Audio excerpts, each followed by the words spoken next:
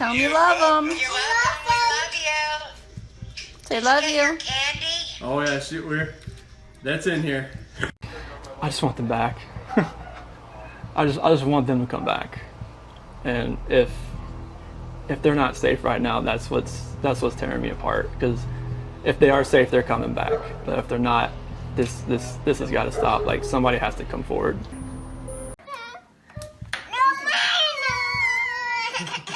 Girls.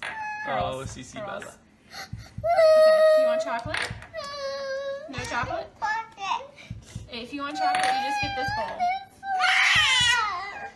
You want this one, bigger one? We're gonna go. I love you too.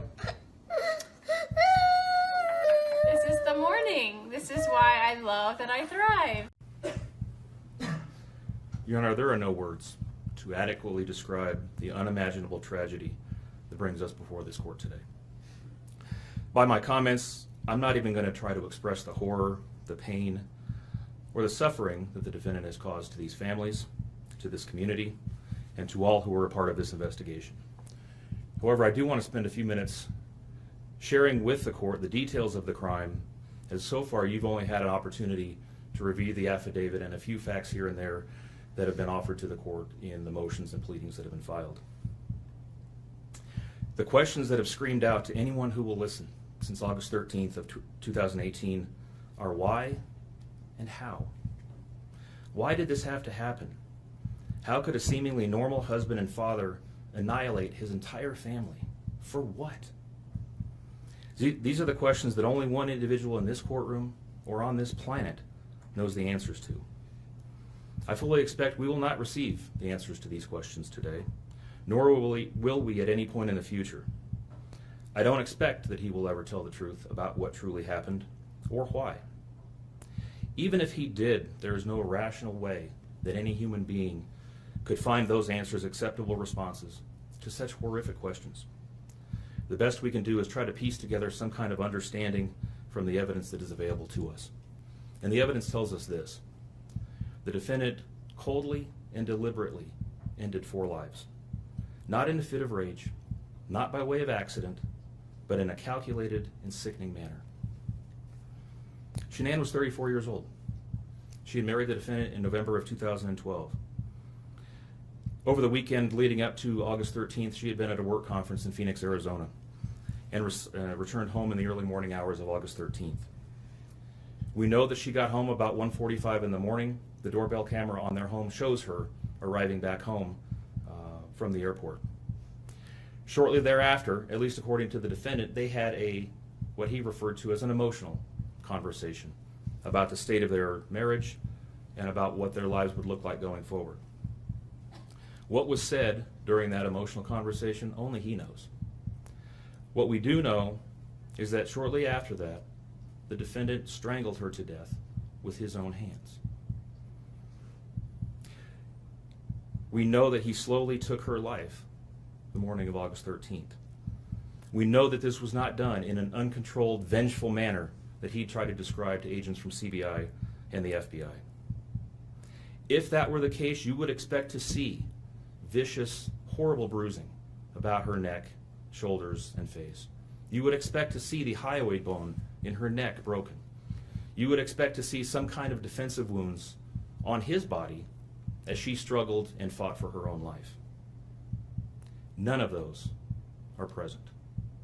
The only injuries that were on Shanann's body were one set of finger or bruising, what appeared to be fingernail or finger mark bruising to the right side of her neck. We know that our experts will tell us that it takes 2 to 4 minutes to strangle someone to death manually with their own hands. The horror that she felt as the man that she loved wrapped his hands around her throat and choked the life out of her must have been unimaginable. Even worse, what must Bella, age 4, and Celeste, age 3, must have experienced or thought as their father, the one man on this planet who was supposed to nurture and protect them, was snuffing out their lives. They both died from smothering. Let me say that again. The man seated to my right smothered his daughters. Why? Imagine the horror in Bella's mind as her father took her last breaths away. Your Honor, understand very clearly, Bella fought back for her life. The frenulum, the connective tissue between her upper lip and her gum, had a centimeter and a half laceration. She bit her tongue multiple times before she died. She fought back for her life as her father smothered her. Celeste had no such injuries. In fact, she had no external injuries at all. But according to the medical examiner, she was smothered nonetheless. The defendant then methodically and calmly loaded their bodies into his work truck, not in a hasty or disorganized way. He was seen from the neighbor's doorbell camera backing his truck into the driveway, going back and forth into the house and back out to the truck 3 different times, 1 time for each of their bodies. He then drove them away from their family home 1 final time, intent on hiding any evidence of the crimes that he had just committed. In one final sign of callousness for his wife, his daughters, and their unborn son, and their remains, he drove them to a location that he thought no one would ever find them, to one of the oil tank batteries with which he was so familiar. He knew this was safe. He had texted a coworker the night before saying, "I'll head out to that site. I'll take care of it." He had carefully ensured that he would be alone in the middle of the plains to secrete away the remains of his family in a place that he hoped they would never be found. In one final measure of disrespect for the family he once had, he ensured that they would not be together, even in death, or so he thought. He disposed of them in different locations. He buried Shanann and Nico in a shallow grave away from the oil tanks. Bella and Celeste were thrown away in the oil tanks at this facility. Different tanks, so these little girls wouldn't be together in death. Imagine this, Your Honor. This defendant took those little girls and put them through a hatch at the top of an oil tank, 8 inches in diameter. Bella had scratches on her left buttocks from being shoved through this hole. A tuft of blonde hair was found on the edge of one of these hatches. The defendant told investigators that Bella's tank seemed emptier than CC's because of the sound that the splashes made. These were his daughters. Significantly, when his coworkers arrived at the tank battery later that morning, to a person, they all described him as acting completely normally. It was a normal workday, even while his daughters sank in the oil and water not far away from him.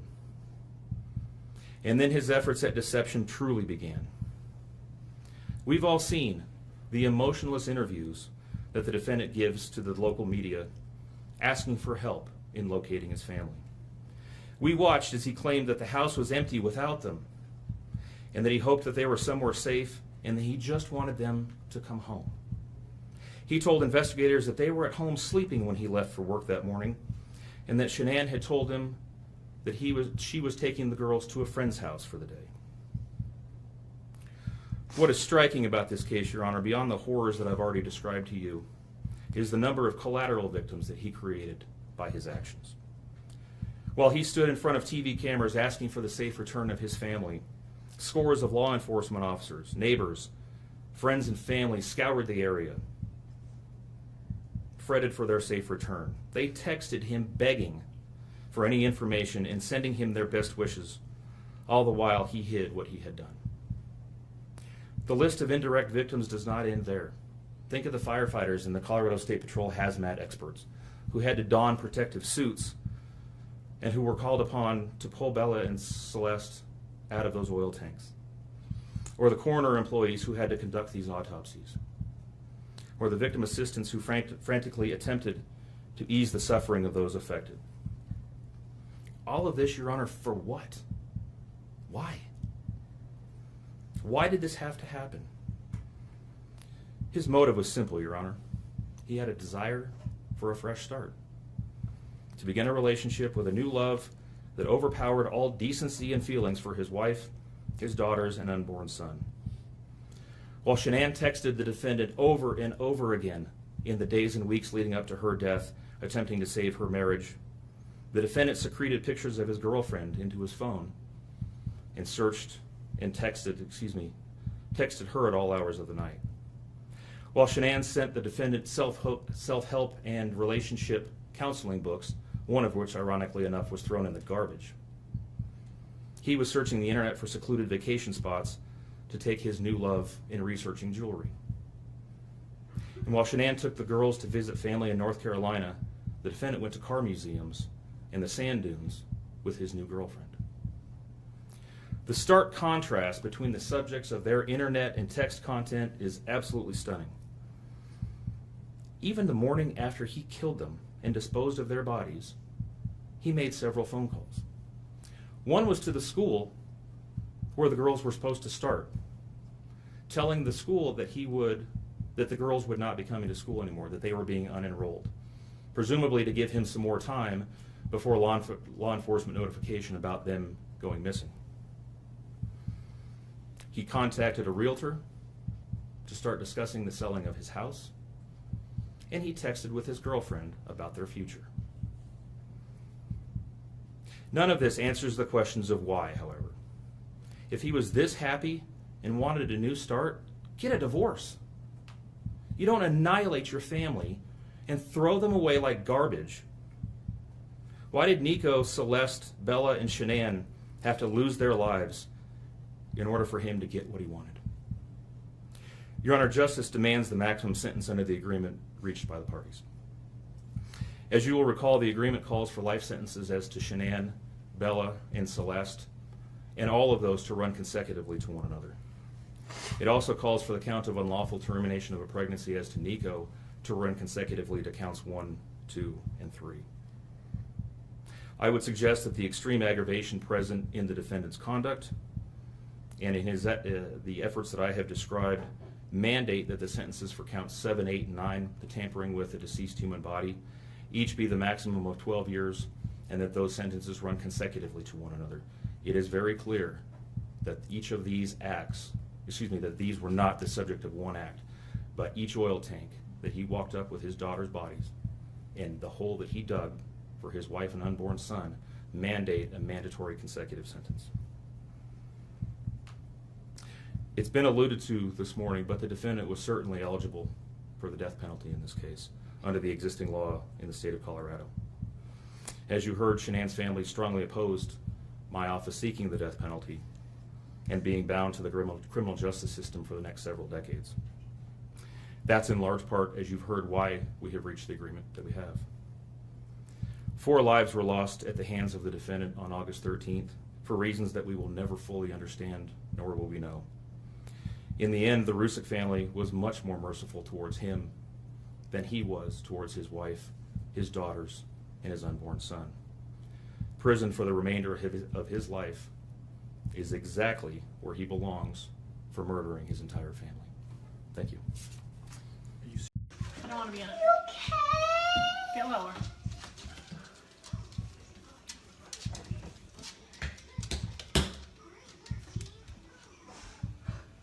Objectively say that this is perhaps the most inhumane and vicious crime that I have handled out of the thousands of cases that I have seen. And nothing less than a maximum sentence would be appropriate, and anything less than the maximum sentence would depreciate the seriousness of this offense. Deputies, I would respectfully ask that you take this defendant into custody and have him serve the rest of his life in the Department of Corrections. We are in recess. Cece, play patty cake on Daddy's head. Yeah, she's gripping it right now. Cece, play patty cake on Daddy's head. Go whack a daddy. Don't do that, Cece. Don't do it. God, Ollie. Whack it, Daddy. Don't Do spit. Don't spit on Daddy, please. Oh, that's a shower.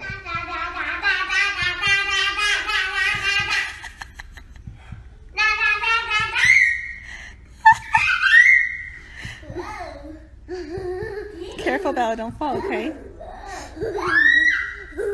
Whack it, Daddy. Whack it, Daddy. One more time, Daddy. Whack it, Daddy. Whack.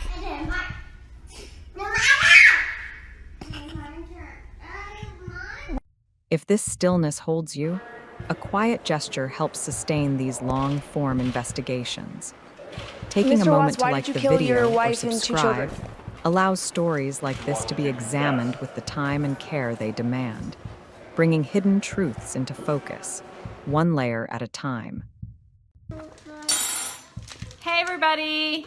So I'm home with the family, and they're excited to try the new Pro Bars, and they came in, I think, yesterday. So we have cookies and cream, and we have lemon meringue. Who wants Pro Bars? I do. All right, so do you guys want lemon meringue first, or do you want cookies and cream? Cookies. Cookies? I want that. You want the lemon meringue? All right, since I have this one open, let's try this one first, okay? Cookies and cream. And Daddy's gonna try it too. Yeah. Are you both? Yes, so everyone's gonna try Chris Crumb cookies and cream. All right, Bella gets cookies and cream, Cece gets cookies and cream. Ready? Ready? Set. You're the taste testers. Yummy. Is it yummy? What's it taste like? Chocolate. Chocolate. What else? Watermelon. Watermelon. What's it taste like, Cece? Love it. Chocolate? Uh-huh. Is it delicious? Daddy? Oreo wrapped with vanilla. It's nice. Oreo wrapped in vanilla? Mhm. Is it yummy, Cece? Is that good, Bella? I think they like cookies and cream. Okay, so let's try the lemon meringue. Hey, everybody. So, a little crazy over here. Cece loves the cookies and cream. You like it? Yeah, nothing. Good thing. Don't mind me. It's been a long travel day yesterday. Been cleaning, regrouping today. Hey, Jen. Okay, so Chris, this is the lemon meringue. No, that's Daddy's. Here's yours. Wait, don't take. Wait. Here, Bella. Okay, this one's lemon meringue. It's like the pie, but better because I don't like the pie. Ready, set, go. Ready? Hey, Jessica. That's so good. How's that taste, Cece? Good. Good? Yeah? Do you like that one better? Me too. I like it. What's it taste like? You like lemon meringue pie? Straight out the box. Bella, what's it taste like? I don't like it. You don't like that one? Bella doesn't like that one. That's okay. Okay. You like the birthday cake, right? And the cookies and cream? Yep. Dieter, do you want some? Yeah, Dieter wants some. All right, so which one's your favorite out of all the Pro Bars? Hey, Wendy. I would say lemon meringue. Lemon meringue? What's your favorite, Cece? Birthday. Birthday? Mommy's favorite. What's your favorite? The cookies and cream? Wow. You have to keep 3 on stock. It's a good thing. How do I turn this around? It's a good thing that I have all 3 of the favorites in the house. Cinnamon rolls were sold out of it here at the house. You like it? I want dip and cream. You want dip and ranch? You want ranch dip and chips? Jess, I have them all. I just ate all of the cinnamon rolls. Cece actually really likes the cinnamon rolls too. Look at Bella. Cookies and cream. You got Cookie Monster.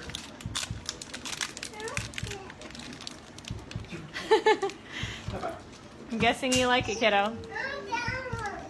You like it? You want the lemon meringue, Cece? No, she didn't like that one. I don't like that. Daddy will finish it. Yep. All right, you guys. So that's our family. Making sure I didn't miss anything. Hey, everybody. So we're a mixed family. Apparently, birthday cake is a winner for me and Cece. Bella loves the cookies and cream, and Chris is lemon meringue. Surprisingly, because he's a cookies and cream guy. Yeah. So super excited. I love it that it's a healthy snack, and Cece can eat it because she has a tree nut allergy. And none of our products are made in a facility that handles nuts at all. So Cece can have them. There's 0 nuts in them, and it's the only like go-to bar. Like we can't do processed bars. We can't do anything like that because Cece can't have any of it because it's all processed in a plant where there's tree nuts or nuts. So it's really nice that she can have it. It's a quick snack for mommy. It's always in my bag, and I can just give it to her. And I heard you, baby. I heard you. She wants ranch and dip. She's my child. Thanks, Kat. So it's really nice. It's convenient for me as a mom that I can just carry them in my purse and always have something for her. So super excited. The Pro Bars are amazing. They're a great snack, low carbs, low sugar, 2 grams of sugar in all of them, I think. But yeah, 2 grams of sugar and 20 grams of protein. So they're really good for you. So you guys have a great night. Love you. And we're going to be, Cece and I are fighting over birthday cake. So, all right. Say bye. Bye. See ya. All right. Bye, guys.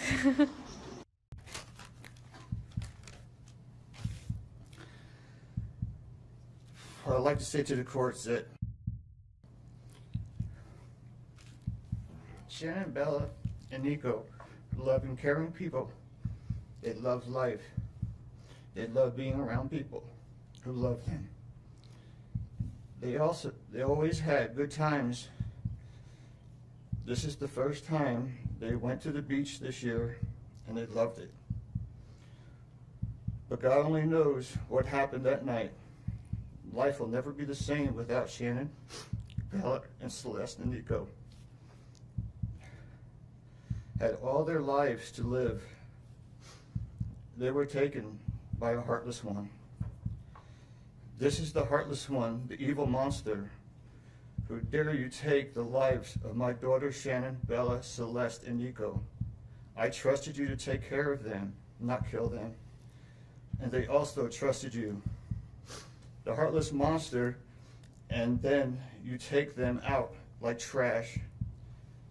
You disgust me. They were loving and caring people. You may have taken their bodies from me, but you will never take the love they had from me. They loved us more than you will ever know, because you don't know what love is. Because if you did, you would not have killed them. You monster, thought you would get away with this. I don't know how. The cameras do not lie.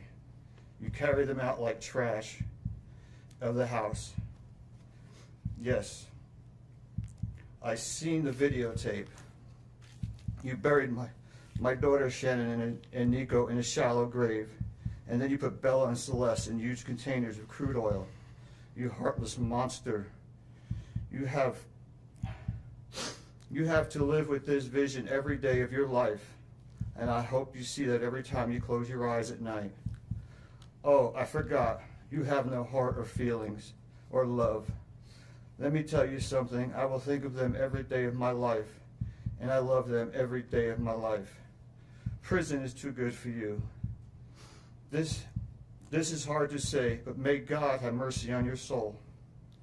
I hope you enjoy your new life. It's nothing like the one you had out here. May the courts have no mercy on you.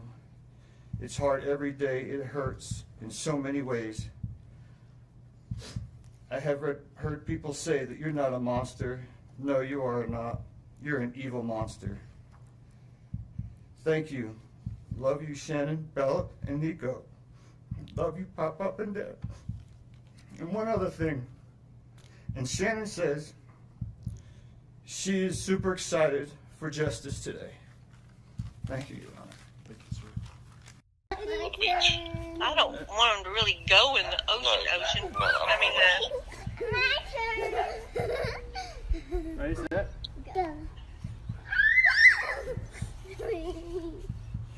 Ready, set.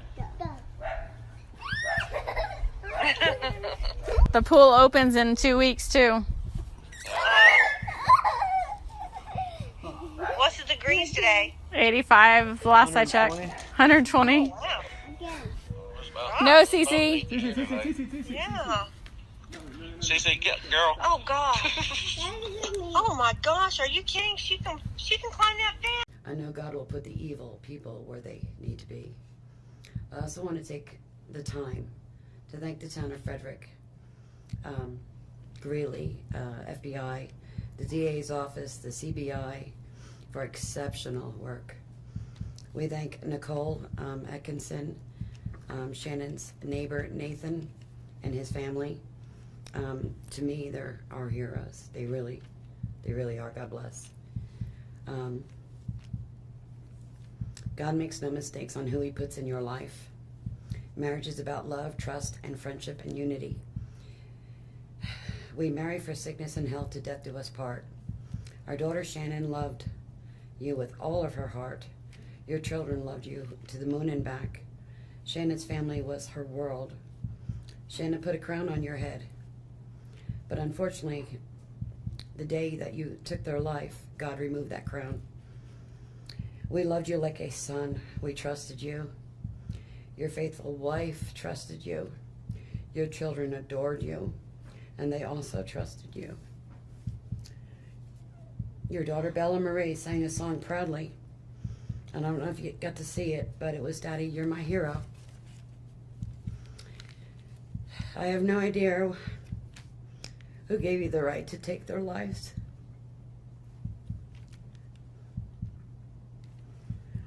But I know God and his mighty angels were there at that moment to bring them home to paradise.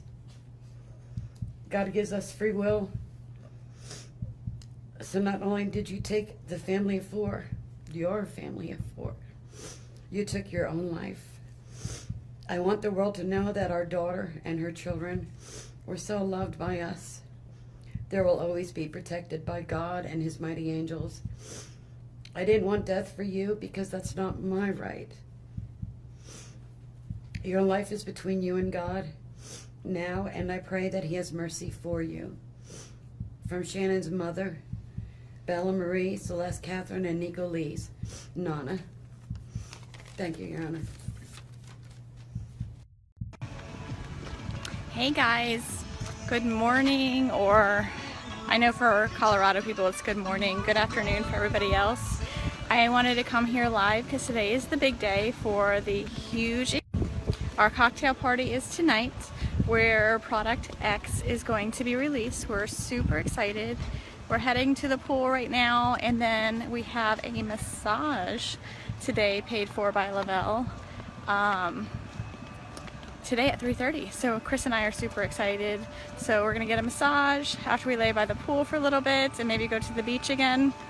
And then we're going to go to the cocktail party. And we will be live there tonight. The past 3 months I barely slept because I've been going through a lot of different emotions because I did not see this coming. You went from being my brother, my sister's protector, one of the most loved people in my family, to someone I will spend the rest of my life trying to understand. What gave you the right to put your hands on a woman, let alone my best friend, my beloved sister, your daughters, and your son? Why weren't they enough for you? In the blink of an eye, you took away my whole world, the people that mattered to me the most. Everything in my life I loved, your children. They trusted you. They loved you. They looked up to you because you promised to keep them safe. Instead, you turned on your family. My blood is boiling as I write these last words because they are the last you will ever hear from me. I can't even think of the right words to describe the betrayal and the hate I feel. And to be honest, you aren't even worth the time and effort it takes to put my pen to this paper. There isn't a day that goes by that I don't cry for my family. They were my whole world. All I do is ask myself why. Why would you do this? You don't deserve to be called a man. What kind of person slaughters the people that love them the most? Did you really think you would get away with this? Did you really think that this was your best option, to throw away your family like they were garbage? They deserve better, and you know it. I hope you spend the rest of your life staring at the ceiling every night, being haunted by what you've done. None of us deserved this. Hearing my mother and father cry themselves to sleep in this hotel room causes me anguish that is beyond words. I can't describe how this feels, how badly my heart is breaking for my poor parents. We trusted you. You have taken away my family from this earth, but you can never take them from my heart. You took away my privilege of being an uncle to the most precious little girls I've ever known. I will never hear the words Uncle Frankie again, but you will never be called Dad again either. You'll never be able to put your hands on another woman, let alone my best friend, my beloved sister, and your son. I just can't comprehend how they weren't enough for you. Shanann, Bella, and Cece loved you more than anyone. You were their hero. How could you destroy the people who loved them the most? I pray that you never have a moment's peace or a good night's rest in the cage you'll spend every day of your life in. A cage you are privileged to live in because my family isn't evil like you. We begged the district attorney to spare your life because despite everything, we believe that no one has the right to take the life of another, even someone like you. I feel sorry for your family. I know the pain that they must feel knowing that they can't hug you, because that's how my mother, father, and I feel every time we cry for our family. Nothing hurts more than watching or hearing my family weep for their loved ones. I just wish that I could tell that you would tell the truth, but I know that that is asking for more than you are capable of. I stayed up all night writing this statement. I don't sleep because of you. My life will never be the same because of you, but at least my conscience is clear. I get to live free, but I can't say the same for you. I haven't slept in 2 days because I've been anxiously waiting for this moment, the moment I get to tell you how I feel, how this has affected my family and I. My family and I can finally grieve after today. If anything, we will come out of this stronger today than we were before, and we will continue to pray for your family. Sincerely, Frankie Rusick. Thank you, Mr. Rusick.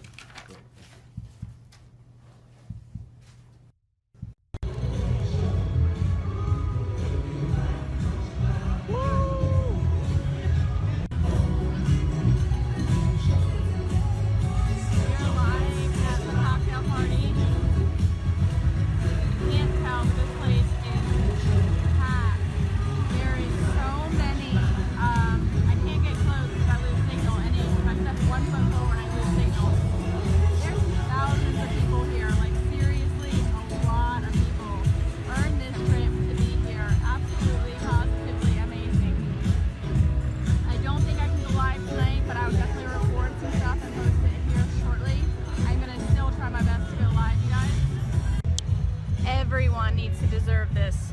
Everyone. Absolutely everyone. Tell them how much fun it is. It's amazing. This place is nuts. It is phenomenal. We're gonna go have some fun. Get to hear what's coming out. It's absolutely exciting. We're super excited. We'll be back here live shortly, guys. Love you. I'm Cindy Watts. Ron Watson. Thank you. And I have authorized you to make a statement to the court as paternal grandparents of the children. And if you choose not to make a statement, but your designee, Ms. Powers, chooses to, she can do so as well. How would you like to proceed Can today? I read that? I want to start.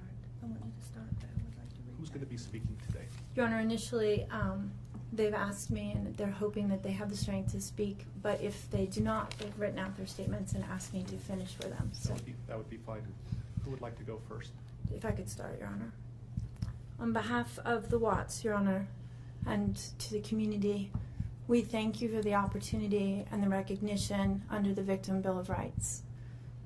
We come today as the grandparents and the parent of the daughter and children whose life was taken in this case. We are not here to ask for leniency. We are not in any way condoning or tolerating the crime that has occurred and the pain that has been caused. We join in our daughter-in-law and grandchildren's family in saying this should never have happened. This is not condonable. This is something that we will never get over We appreciate the consideration that everyone has paid, most especially the families that have lost everyone. We appreciate that they begged for Christopher's life. We agree and echo what they have said, that it is not his place to take anyone's life, nor would it be our place as a community to take his life. So we thank you for the opportunity and for every consideration and effort that's been put out.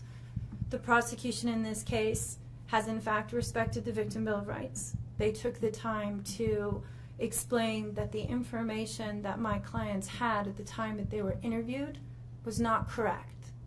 They were misinformed, they were searching for answers, they were not intending to cause any pain to anyone, and they appreciate that the prosecution answered their questions and gave them the time and the respect and the consideration so that they could tell this court and everyone in this community that the interview content was not their message, that they accept that their son has done this, that they accept that he chose to plead guilty, that he sought and requested their consent and agreement for a life sentence. They appreciate that he is given the opportunity to serve that life sentence. It is his responsibility, it is his sentence, and it is not enough to make up for what has done. We understand and we join the family in that we have questions. We don't know how such a thing could possibly happen, or that a man that was responsible for raising his children and protecting his wife would take the steps that he did, and that he would disregard their bodies and the love that he had for them and they had for him and everyone else, and take the gestures and put this community through the investigation and the discovery and the responsibility of bringing justice. We do not understand that. We do not think it was appropriate. We cannot begin to think that an explanation will ever justify it. My clients indicate that they understand that a full opportunity for a confession with all of the responsibility and accountability has not occurred. And they support the family and the request that that happen, if not today, at an appropriate time, in an appropriate manner, so that everyone can have peace, to understand to the best of their ability the details that they need and to have their questions answered. And by giving this opportunity of a life sentence, we hope that he embraces that moment. That had the death penalty been pursued, there would not have been an opportunity to be accountable and to give a full confession. And had the death penalty been sought, counsel would have fought for his life, the prosecutors would have been engaged in a multiple-year battle, the families would have been torn apart, this community would have had to subsidize it and endure it, and we have so much respect and gratefulness that that did not happen. We would strongly encourage Christopher Watts to give that full confession in the tone and in the timing that he thinks is appropriate with the guidance of his counsel. We feel that it would be appropriate and helpful to ease the pain and the suffering. But we also say we don't think that there's anything that he can say that will ever account for his behavior. There's nothing that can be done to cure the harm he has caused. And he has the responsibility to serve his sentence with dignity and with regard for everyone, and to spend every breath that he has left in an atonement for what he has done. Do you want to read it? So if I could just have you state your name for the record. Cindy Watts. Thank you. My name is Cindy Watts. I am the grandmother of two beautiful granddaughters, Bella Marie, Celeste Catherine Watts. I am also the mother of Christopher Watts, who I will be directing most of my statement to. First, I'd like to begin by recognizing the absolute horror of this crime and acknowledging the devastating loss that both the Rusek family as well as our family have faced. Our families have been irreparably broken by the needless deaths of Shanann, Bella, Cece, and Nico. This is something we will never get over. We will always mourn the loss of our family, and in that we are united in our grief. I am still struggling to understand how and why this tragedy occurred. I may never be able to understand and accept it, but I pray for peace and healing for all of us. Now to my son Christopher, I have known you since the day you were born into this world.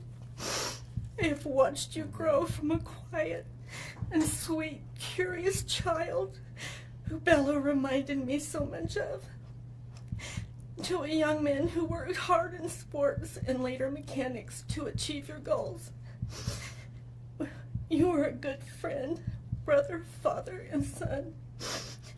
We have loved you from the beginning, and we still love you now.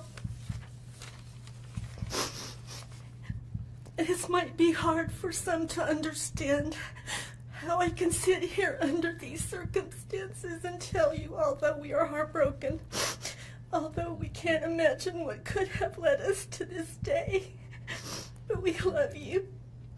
Maybe you can't believe it either. As the Lord said in Jeremiah 3:31, I have loved you with an everlasting love. Therefore, I have continued my faithfulness to you. And you, as your mother, Chris, I have always loved you, and I still do. I hate what has happened. Your father and sister and I are struggling to understand why. But we will remain faithful as your family, just as God remains faithful because of his unconditional love for us all. We love you, and we forgive you, son.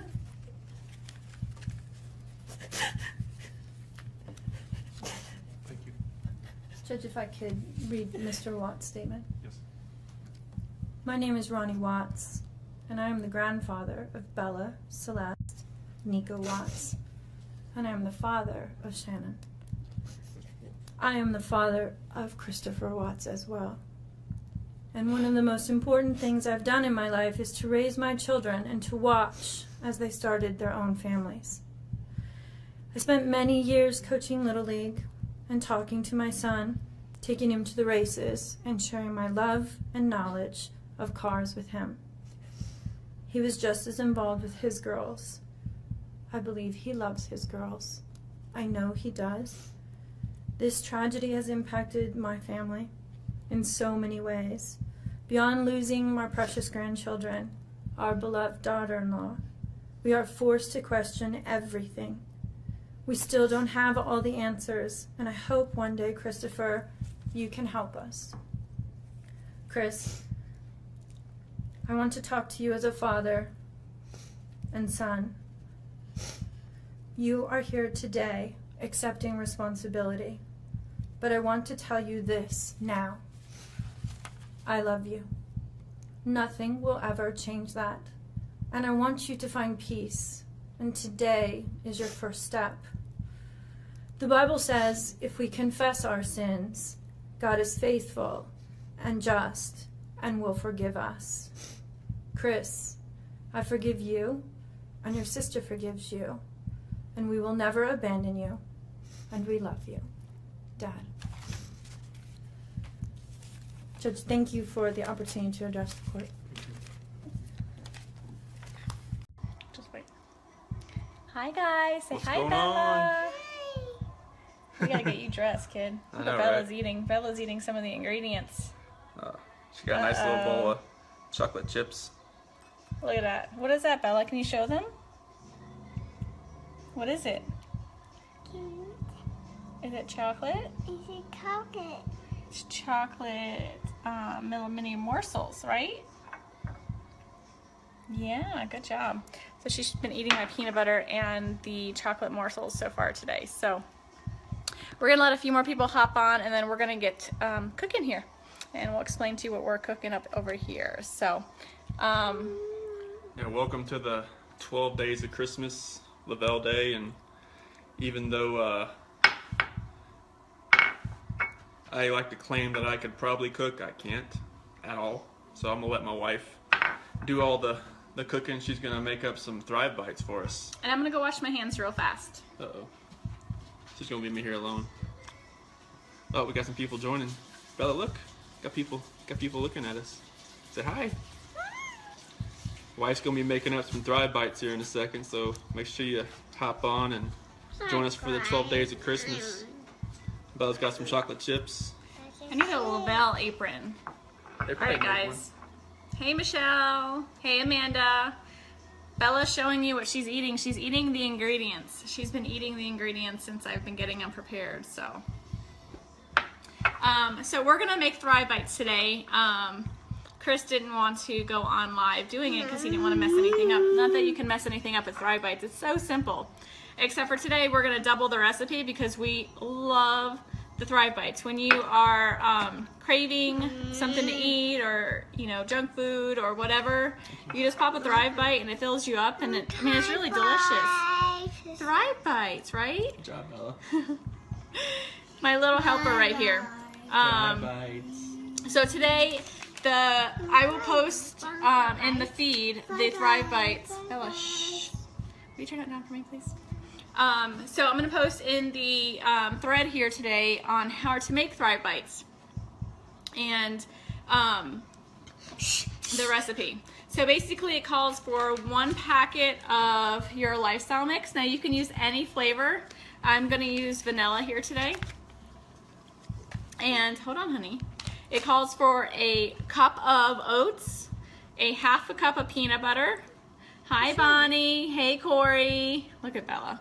A half a cup of mini morsels. Now, I'm doubling the recipe, but still want to keep the calories down, so I'm only going to still do a half a cup of mini morsels. It does also, you can add anything into it, like coconut, peanuts, walnuts, whatever you want. It's up to you.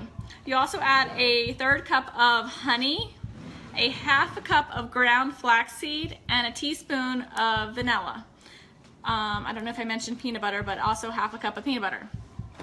Again, I'm doubling the recipe, so everything I'm doing here today is going to be double. Hey, Madison. Take care of my dad while he's there with you this week. All right, guys. Sorry. So first I'm going to add my oats. These are so good. We can't keep them in the house. So then I added, the mini morsels. I add the ground flaxseed. So I always add all the ingredients. I'll just add the rest of Bella's. I add everything that's easy to mix. And so I'm gonna pour our premium lifestyle mix in a cup so you guys can see the consistency. It is micronized. It is fine. Very, very, very, very, very fine. Hey, Christine. So if you guys probably can't see that way here. So if you can see how finely micronized it is. I mean, literally it's thinner than flour. I don't know if you guys can see that really well. So, hey Mandy. So the Thrive Premium Lifestyle Mix is so fine. I mean, it's very, very, very fine. Let me find the other one. So you add 2 of those because, like I said, I'm doubling the recipe. Hey Sharon. And so now I just pretty much mix this. And then I'm going to add the honey, the peanut butter, and the vanilla. So look at this so far. Hey Sarah! So look at our little Thrive Bites so far. They're no bake, super simple, super delicious. Like I said, I'm going to Punta Cana in February, and I need to continue to, where'd Bella put my spoons? Hold on, guys. I think she took my, hold on.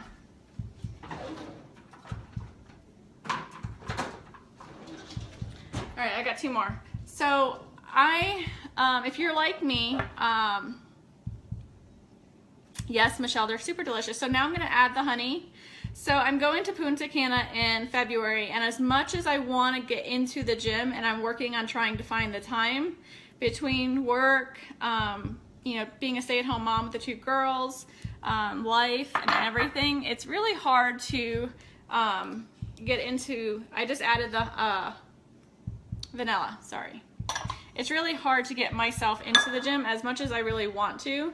I've been doing some kind of like mini workouts at the house, like squatting and things like that, but it's hard for me to get to the gym. And being a stay-at-home mom during the day and working overnight shifts, you tend to snack a lot because you're always around food, and you know, whatever happens, you know, the kids are eating snacks, you jump on snacks. So this is my way of making my own snack, that instead of me grabbing a fruit roll-up or a bag of chips or any of that stuff, I just grab one of these, and I've made my own for the kids too. So they have their own little protein bites Bella loves. So now that all my ingredients are in here, I'm just going to mix it up really good. And as you guys know, messing with peanut butter, it's fun. So, sorry, I don't like a mess when I'm cooking. Not that I'm cooking. I know, Bonnie. So Bella does squats with me at the house because, you know, we all gotta work up the backside, right? So I'm doing squats at the house, and it's super funny because she tries to do them with me. And so here comes Cece, the sumo wrestler, doing squats in my living room because she literally looks like a sumo wrestler when she's doing them. Yeah, Mandy, so that is my favorite side effect. And you know, the thing is, it's not a weight loss company. And as you know, I use you as an example because you are super skinny when you started Thriving. And so like, it's not a weight loss company, but you know what, with anything you can do, you can manage your weight, you know, with just the small things that you do with cutting out junk food. Like that's what has happened with me when I started the Thrive experience, is I no longer crave a lot of the junk foods as I used to crave. And being lazy from, sorry, I'm getting another spoon. Some of the, you know, filling in your nutritional gaps and craving more water, which is all I used to drink before, but I really crave a lot more water now. And on top of that, like I'm literally eating better. So that's really huge. You know, you got to take care of your body. You got to eat better. I'm changing the spoon because of the peanut butter. Hi, Carrie. So we're making mini Thrive, or not mini, but Thrive Bites here. So my hands are washed. Sometimes, you know, when you're in the kitchen, you just stick your hands in there. With the heat of your hands, it helps to melt the peanut butter a little bit, and so it kind of makes it easier to manage, so to speak. And then we're just going to literally roll these into balls, whatever size you like. I like to do them in like little minier sizes. So, and I'll kind of demonstrate here. Let me get this.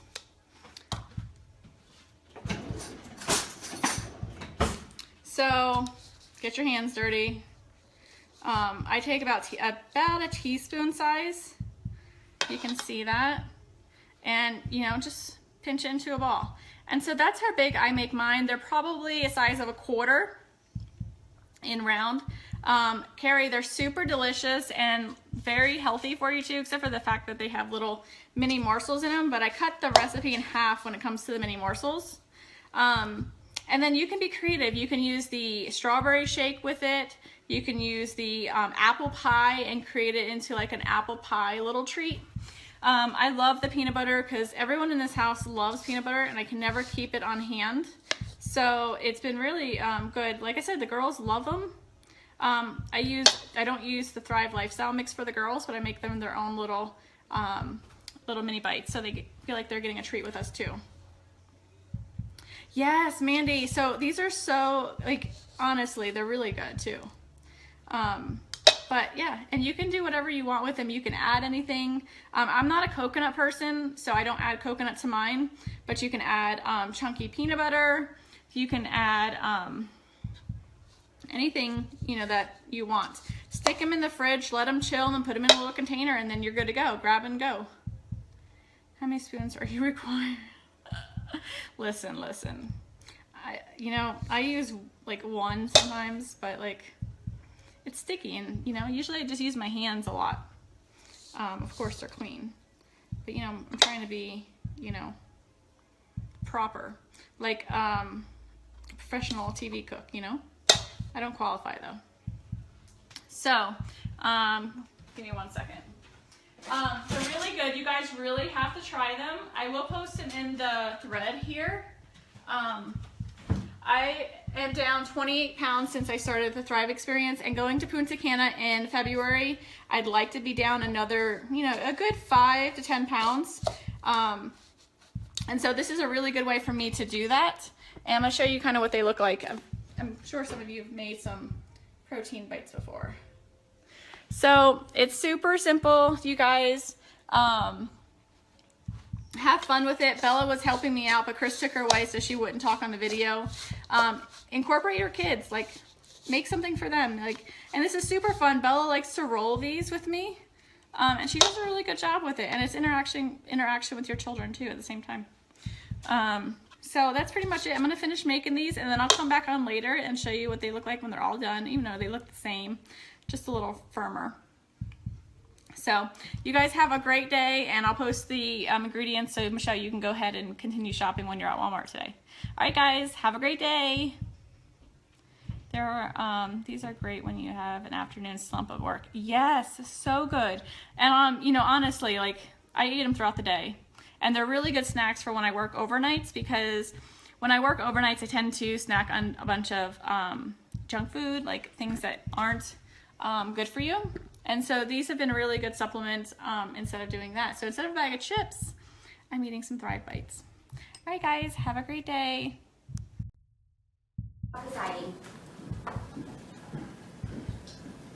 Good morning and welcome to be seated.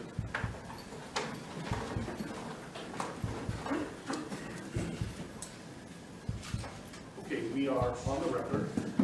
We are in Division 17 of the Weld County District Court, and we are here regarding Weld County case number 18CR2003, people of the state of Colorado versus Christopher Lee Watts.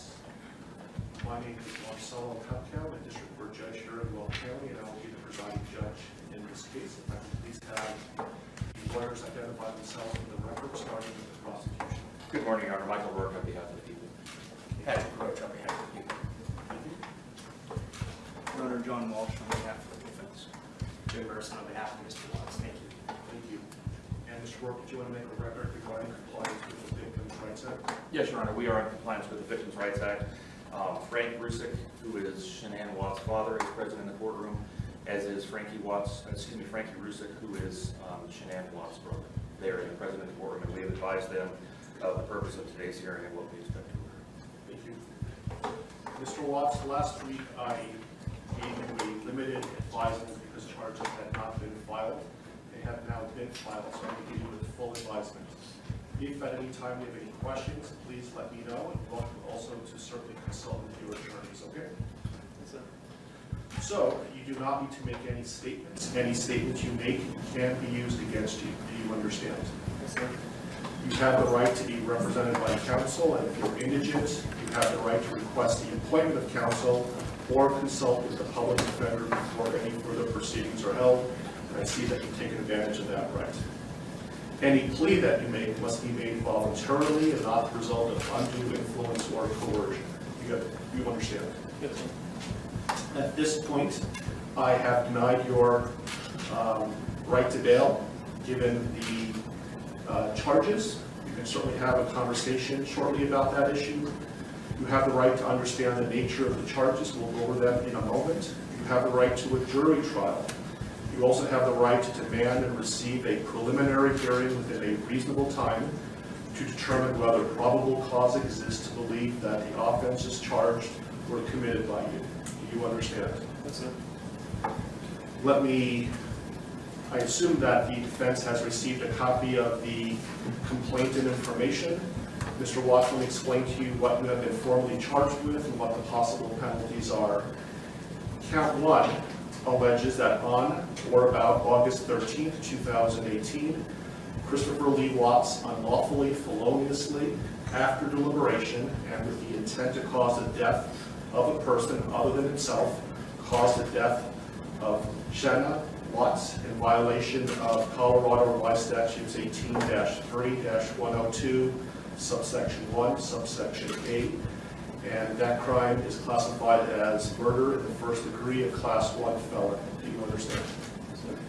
Count 2 alleges murder in the first degree, also a Class 1 felony, and it reads that between and including August 12, 2018 and August 13, 2018, Christopher Lee Watts unlawfully, feloniously, after deliberation, and with the intent to cause the death of a person other than himself, caused the death of Bella Watts in violation of Colorado Revised Statute 18-3-102, subsection 1, subsection A.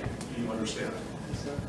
Count 3 alleges murder in the first degree, a Class 1 felony, and specifically it alleges that between and including August 12, 2018 and August 13, 2018, Christopher Lee Watts unlawfully, feloniously, after deliberation, and with the intent to cause the death of a person other than himself, caused the death of Celeste Watts in violation of Colorado Revised Statutes 18-3-102, subsection 1, subsection A. Do you understand?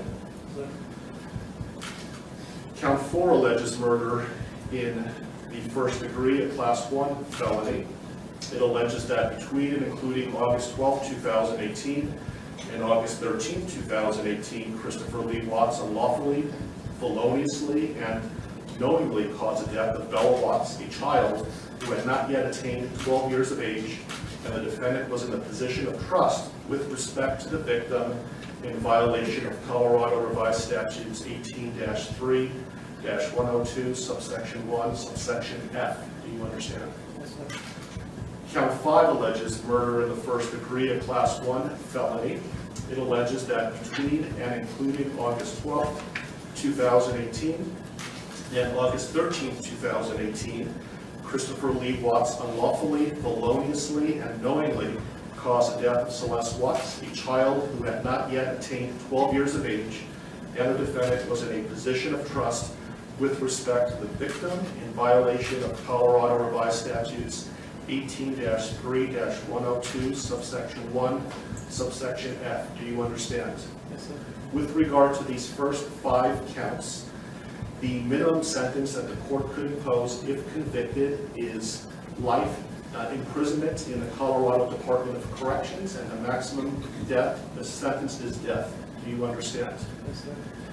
Let me also point out that pursuant to Rule 32.1 of the Rules of Criminal Procedure, the prosecutor would have to file a written statement of intent to seek the death penalty no later than 63 days after arraignment. Do you understand? If a life imprisonment sentence was imposed, it would be without the possibility of parole. Do you understand that? Yes, sir. Count 6 alleges a Class 2 felony of unlawful termination of pregnancy in the first degree.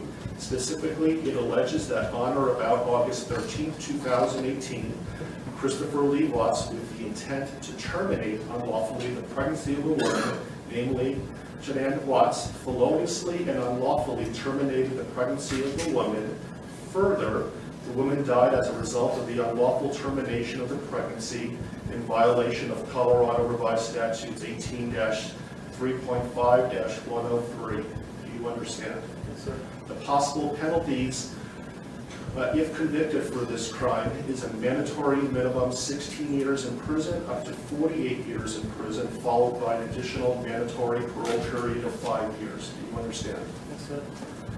Count 7 alleges tampering with a deceased human body, a Class 3 felony. It alleges that on or about August 13, 2018, Christopher Lee Watts, believing that an official proceeding was pending, in progress, or about to be instituted, and acting without legal right or authority, unlawfully and feloniously, willfully destroyed, mutilated, concealed, removed, or altered a human body, part of a human body, or human remains with the intent to impair it or their appearance or availability in the official proceedings in violation of Colorado Revised Statutes 18-8-610.5. Do you understand? Yes, sir.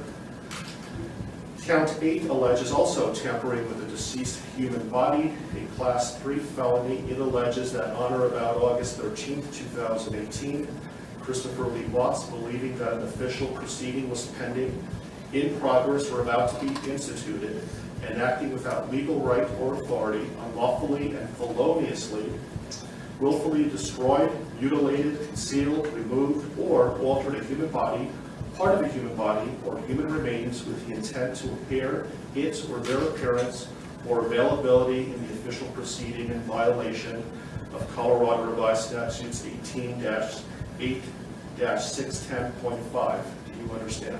Yes, sir. And finally, count 9 alleges tampering with a deceased human body, a Class 3 felony. It alleges that on or about August 13, 2018, Christopher Lee Watts, believing that an official proceeding was pending, in progress, or about to be instituted, and acting without legal right or authority, unlawfully and feloniously, willfully destroyed, mutilated, concealed, removed, or altered a human body, part of a human body, or human remains with the intent to impair its or their appearance or availability in the official proceeding in violation of Colorado Revised Statutes 18-8-610.5. With regard to counts 7, 8, and 9, those Class 3 felonies carry a presumptive range of 4 to 12 years in the Colorado Department of Corrections. If there were sufficient mitigating circumstances, the minimum could be as low as 2 years. If there were sufficient aggravating circumstances, as many as 24 years. And any prison sentence would be followed by an additional mandatory parole period of 3 years. Do you understand? Yes, sir. Do you have any questions about what I've said so far? Yes, sir. And Mr. Merston, has your office filed a written intent to seek a proof evident presumptive rate hearing? Not yet, Judge, but we will be filing that. This case will be Mr. Walsh's and Ms. Harold's. They were the attorneys listed on the, I believe, the most recent pleading from the defense. Okay, thank you. And I would point out, Mr. Watts, that the prosecution also indicated in the complaint and information that these were acts of domestic violence. Do you understand that? Yes, sir. Okay, thank you. And so, Mr. Walsh, what is your request today? Your Honor, considering that we haven't received any discovery of the case, we're not in a good position at this point to advise the court about what kind of time we'll need. My suggestion to the court is that the court allow Mr. Watts to reserve the preliminary hearing in the case, reserve the proof evident hearing, and set the matter for a status conference about 60 days out. So just to be clear, he is waiving his right to have a preliminary hearing within 35 days, that he's not seeking a proof evident presumption rate hearing prior to the setting of the status conference in about 60 days, but he's reserving his right to have those hearings in the future, but not necessarily within 35 days. Is that right? Yes, Your Honor, we've spoken about those issues. And do you understand what we're talking about, Mr. Watts? Yes. Do you have any questions about that? Okay. And Mr. Rourke, do you have any objection to that request? No, Your Honor, that seems like the proof way to proceed at this point. Okay. Let me give you a date that, how does, so 60 days is about October 20th or so. I have October 11th. Does that date work for the parties? I can go a little bit further if you like as well. I think a little bit further would make sense, Your Honor. Thank you.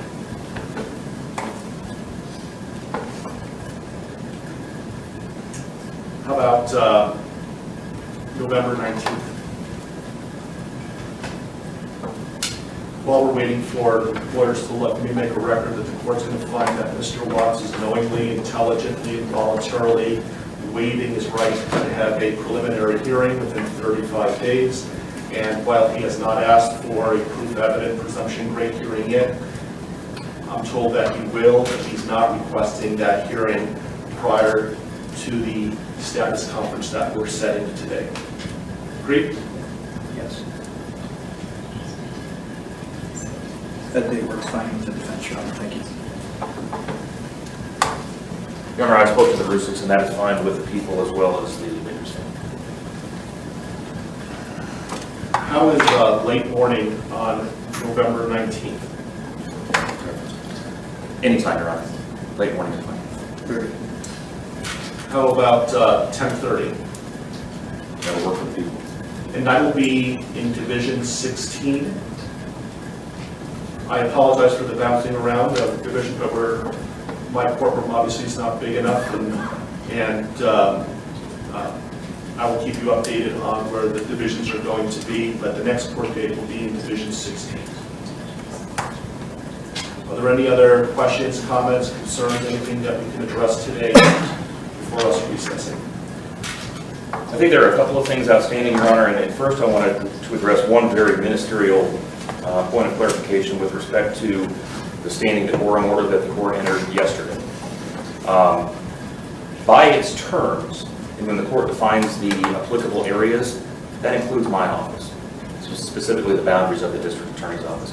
I just wanted to make a request for clarification that the terms of this order do not apply to the conduct that occurs within my office itself.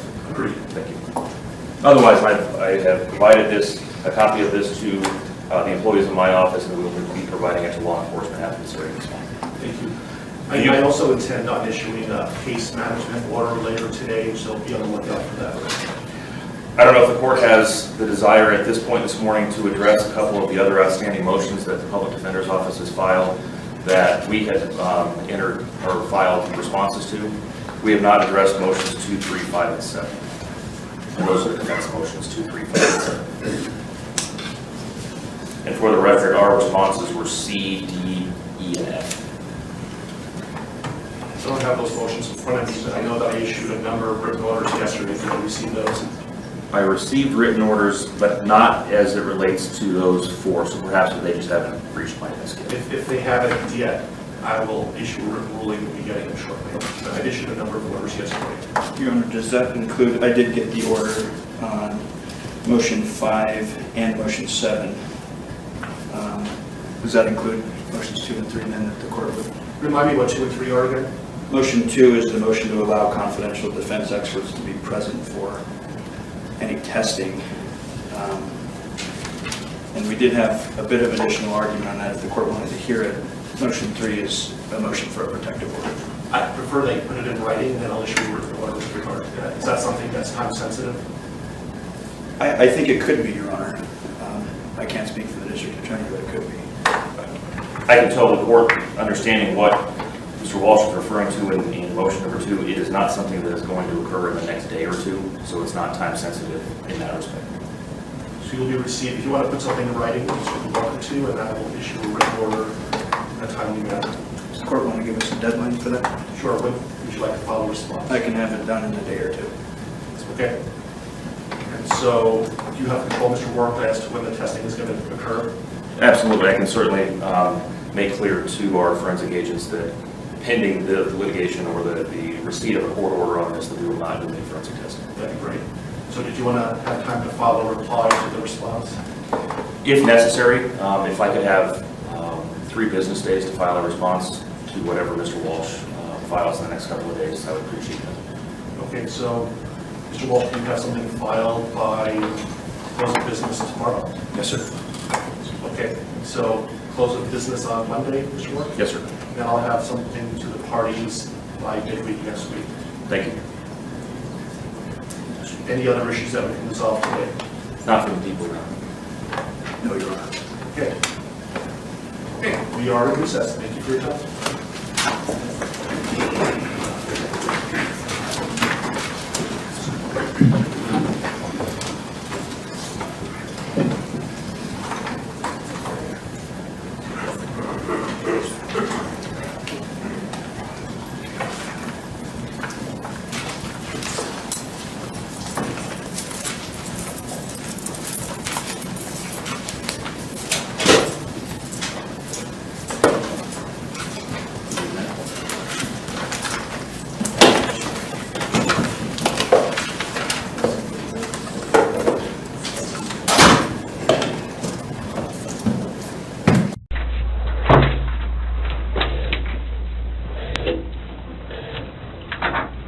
So I brought Graham in here because we want to talk to you about the results, okay?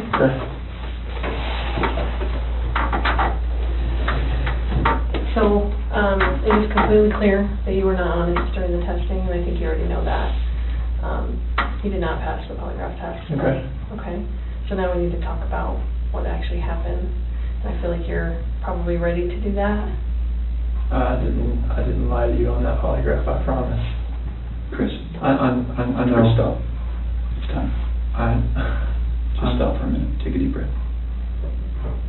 I want you to take a deep breath right now.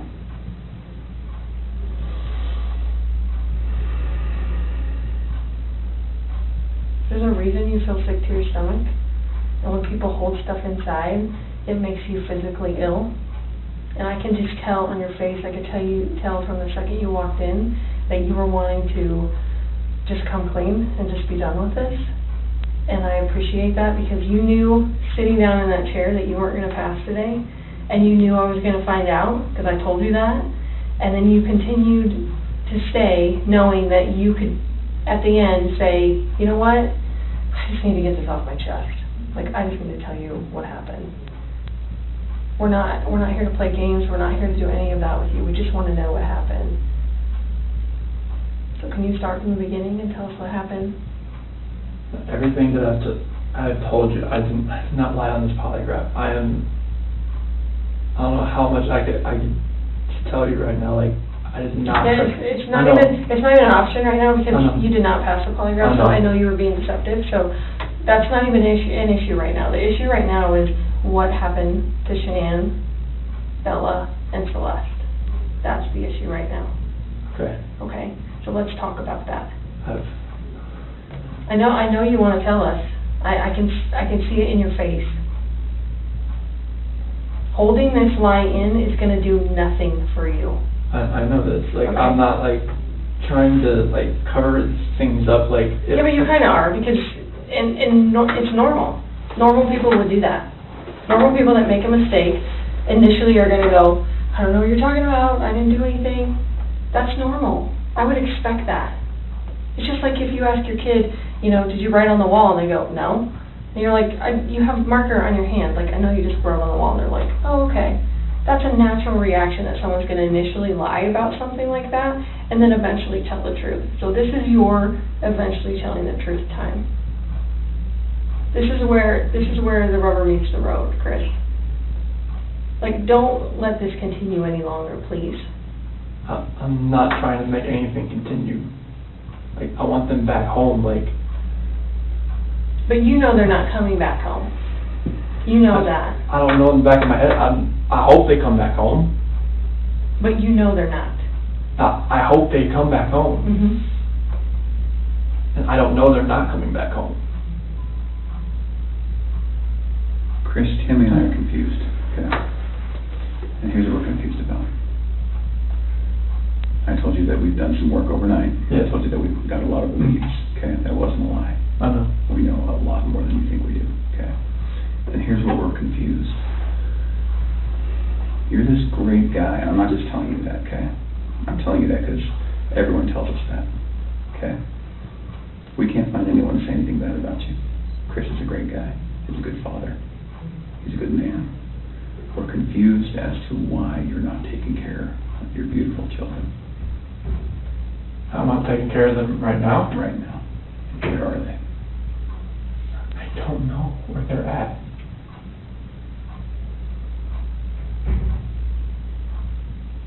I do not know where they are at. If I could have my babies back home right now, I would. I want them back. I want everybody back. That is the God's honest truth.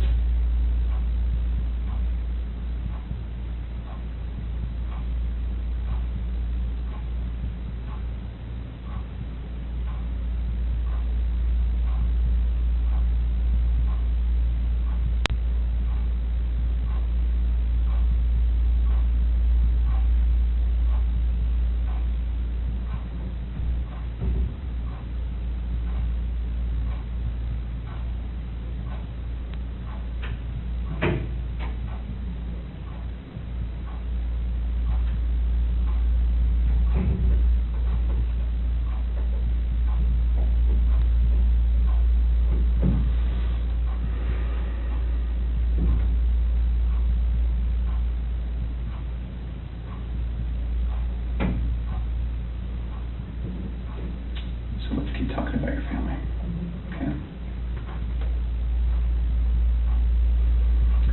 We just can't figure out why there's two Chris's, okay? We talked about that last night. Yes. We just can't figure it out. There's a Chris, okay? If somebody asked me my kid's child routine, I would say, I don't know, go ask their mom. That's the truth, right? And so it is very surprising to me, and it warms my heart that you're the type of dad who can pack a bag in the morning, and you know just what to put in there, and you know just what to put in there as a backup in case they have an accident, okay? You know what the clothes to put in there, you know what they have for breakfast, you know what they have for a snack, and a dinner, and a nighttime snack. You can tell me the book you read to your daughters, okay? I know you love them. And you're not faking that, are you? It's real, okay? There's a lot of guys who come in here and try to tell me that, and I know they're lying, okay? Because they can't answer those questions that you can answer, okay? But you are here today lying about something else. So we need to talk about that, okay? I cheated on her. I know. And this is very good. Keep I'm not proud of it. I didn't think anything like that could happen. I didn't think I'd ever do it, but I did. I know. Keep going. And she accused me of it. I denied it. I cheated on her, and I feel horrible for it. Like, she was pregnant, and it was, I don't want to, I didn't hurt her. I cheated on her. I hurt her emotionally. I cheated on her. And I feel absolutely horrible about this, but that's what I've been holding. When I didn't go to the Rockies game, I was with her. Okay. I went to dinner with her. Okay. Keep going. That 5 weeks I was alone, I was with her most of the time. Okay. You're doing a good job. This is the Chris that I knew would come out today. This is the Chris who tells the truth because you're a truth teller. When I tell you I fell out of love, it's because I fell in love with her. Absolutely. Okay. I mean, that's God's honest truth. Okay. Who is her? So I don't want to get her involved in this. I don't want to ruin her life. Like, if something like this, I don't want her involved in this. Okay. So can we talk about that a little bit? Yes. I knew that you would say you didn't want to get her involved. But because you'd like to take care of people. She's a wonderful person. Like, I mean, she knew I was married, yes. And I told her we were going through issues, yes. Yes. And I told her that, we were going to get, at the end, like, you're going to get separated. Like, once I figured out what that was, I didn't know what that was going to be. I know. I had no idea. I saw her, took my breath away, and I'd never thought in a million years that could happen. I know. I know you think I'm a figure, but it was, I never felt that way about anybody in my lifetime. Mm-hmm. Chris, that's not your fault. No, I'm just. Can we do this? I know you want to take care of her because it's because you're the type of guy that takes care of women. It is. You took care of your wife, you took care of your daughters, you were very good at taking care of her, and you want to take care of her. So can we make a deal? I don't think this girl did anything to hurt anybody, but I can't walk out of here wondering. So can we leave her out of it? Okay. Get back to your wife and your daughters. Okay. Where are they? That I do not know. That was what I was holding back. Like, I didn't know, what I did. I know. Chris, in the interview today, you weren't asked about infidelity. You were asked about... I was holding back from last night. That's not why you failed today. That's not how that works. You would have reactions to every single question, not just the ones that we talked about being important. Like the ones you wanted me to lie about, is that what you're talking about? No, the ones about her disappearance and knowing where she's at, and about seeing her last. I was not lying about those things. Can I tell you what I think? Yes. Okay. going into that interview today with Tammy, where we strapped you in, we knew all about Nikki.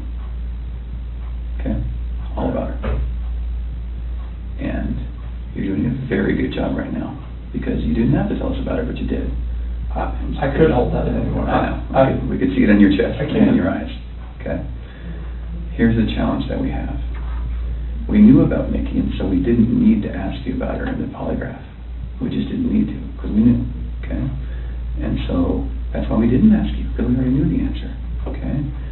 We're very, very worried about your daughters and your wife. I am too. Okay? So can I tell you, maybe based on the people that I've talked to, and Tammy's talked to, based on all the investigations we've done, based on your cell phone, both your cell phones, your wife's cell phone, Nikki's cell phone, okay? Based on talking with family members and friends, and based on talking with everyone, here's what we know, okay? And I'm not going to lie to you right now. Here's what we know, okay? Chris is a good man. Everyone said it, okay? I'm not just telling you that because I, want to blow smoke here. You're a good man, okay? Nobody can fake answers about packing a backpack. Nobody. You either pack a backpack for your kids or you don't, okay? This should have been the happiest time of your marriage, okay? You and Shanann. This should have been the happiest time. She's making a little money. She's making good money. You're making great money. You both have a job. You have beautiful kids. You have a beautiful house. You're in Colorado. Clean air, good people, okay? And on top of that, you look pretty good now. You're pretty fit, okay? This should have been a time in your marriage where you guys were happy and thriving and productive, okay? And I believe that Shanann's the reason none of that happened. I believe that she's a controlling person. Maybe doesn't listen to you as much as she should. I think that she can do whatever she wants and you can't, okay? I think if you were to go to a restaurant, she would order whatever the hell she wants. And as soon as you order a nice steak, she says, whoa, buddy. Okay? A woman that lets her man do all of the backpack packing and all of the cooking. I do all the cooking, but she cooks I do some things here and there. Okay. That's because you're a good person, and I think that she started on the path to leave the marriage. Okay? It's ironic that we're talking about you and Nikki. I think that she was the one who started on that path first. What do you think about that? I wouldn't have thought about that. Okay. And the other thing I think is interesting is, even though she is that type of person that's controlling, doesn't listen, does what she wants, is walking away from her kids, here you are defending her. Because to your core, you want to take care of the people you love. Okay. And that's the reason why we want to give you an opportunity today to just help us find them. Okay? Will you do that for us? I'll do whatever I can to help find where they're at. Okay. So when she asked you, do you know where they are, or are you going to tell the truth about where they are, you failed miserably. Okay. Why? I'm a nervous person. Every question I asked, every question, it felt like I couldn't say the right thing. That's not how the polygraph works. I don't know what it reads like. I know she was saying about the autonomy of the process, but I don't know where they're at. Chris, right now your dad's outside. He flew across the country to help you. Okay. You're lying to him.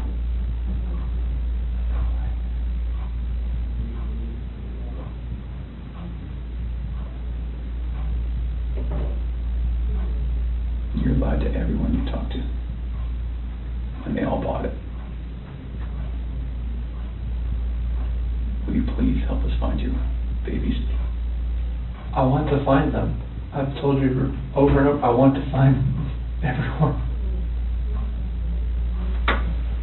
Can we go back to that night? Yeah. You know that we have texts, and we know that there's an Alexa in your house, and you know that those are trained to record distress. Okay. You know that we know the content of Nikki's text messages and your text messages and Shanann's text messages. Okay? I didn't know you knew who Nikki was until tonight, right now, so. Okay. Tell us about that night again, and please tell the truth this time. I told you the truth. I promise I've told you the truth. Like, I woke up at 4 o'clock. I woke up at 4 o'clock. Got dressed, got ready. 4:15, me and Shanann talked. About the house, about separation. Did you guys talk about Nikki? She accused me of like, alright, well, you know, is there somebody else? Sure. I didn't say it. You denied it? Yeah. Okay. Because she brought up like, you know, like, Mom, was there a $68 charge on dinner the other night? Okay. Was there 2 of you? And that was with 2 of you, wasn't it? Yes. Okay. That's Nikki. Okay, so it sounds like at that time there was maybe you weren't quite ready to just say, man, this is everything. I couldn't say it. Okay. We were already crying hard enough. I couldn't say that. Okay. What did you say? I just told her like, this separation has to go. I want separation. Okay. Was it her idea to sell the house or yours? She initiated the realtor the week before in an email. Why? Because we were talking about the marital issues. She's like, well, you can't afford to live on her own. Well, she can't afford to live on her own, and I can't afford to live on my own. So she's like, we need to just contact Ann and see. And who'd you contact? Well, she contacted Ann, our realtor. Ann? Yeah. Okay. Would Ann say the same thing, that your wife initiated the contact? Yeah. Okay. She would. And then on Monday, I texted her to see if what she could do. Okay. And that's in there too. You probably already knew that. Tell me about the pregnancy. Was that your idea or hers? She said she was about 80-20. Well, when we did the pros and cons of it, like after she got pregnant, she told everybody that it was mainly my idea. Is that true? Yeah, I mean, I wanted a boy. Did you want to get pregnant? Hmm? Okay. And then after the fact, she said it was mainly me that wanted it, and she was about, you know, she was 70-30 against it at that point. Like, she would tell her friends that. Yeah. And I was just like, what, 70-30 against it? Like, why? Okay.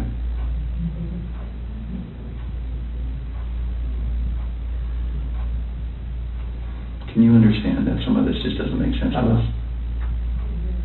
Okay. How is it possible that a woman and 2 kids are just completely gone off the face of the earth?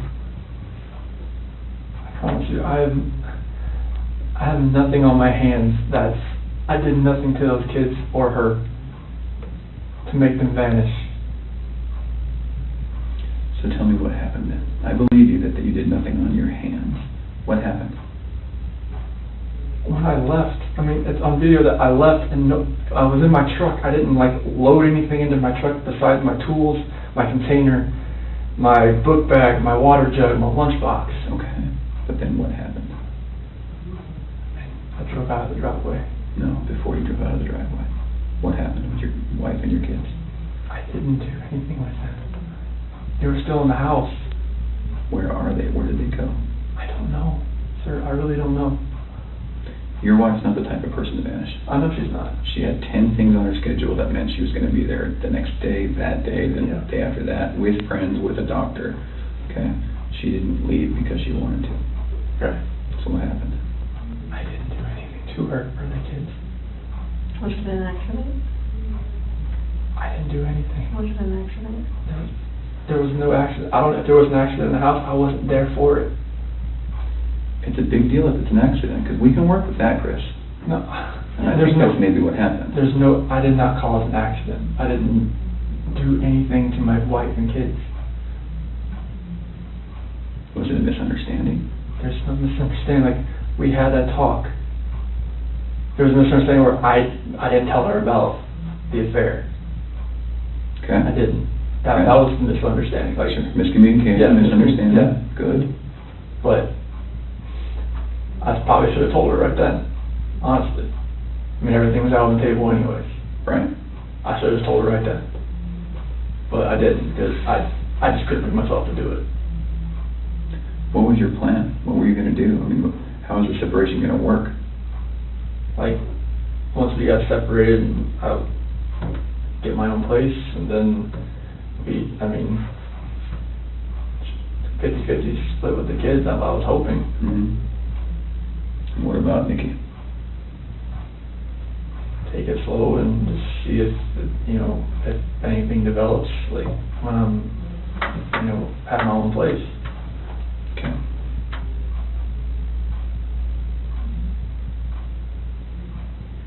I just find it hard to hear you talk about just having this emotional, conversation with Shanann, and you're bawling and crying together, and you have not shed one tear in 2 days that you've been here. Not one.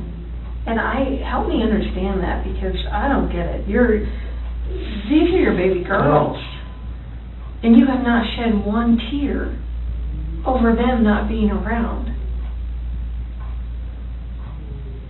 Chris, I lose my 4-year-old in the store for 10 seconds, and I start to go panic.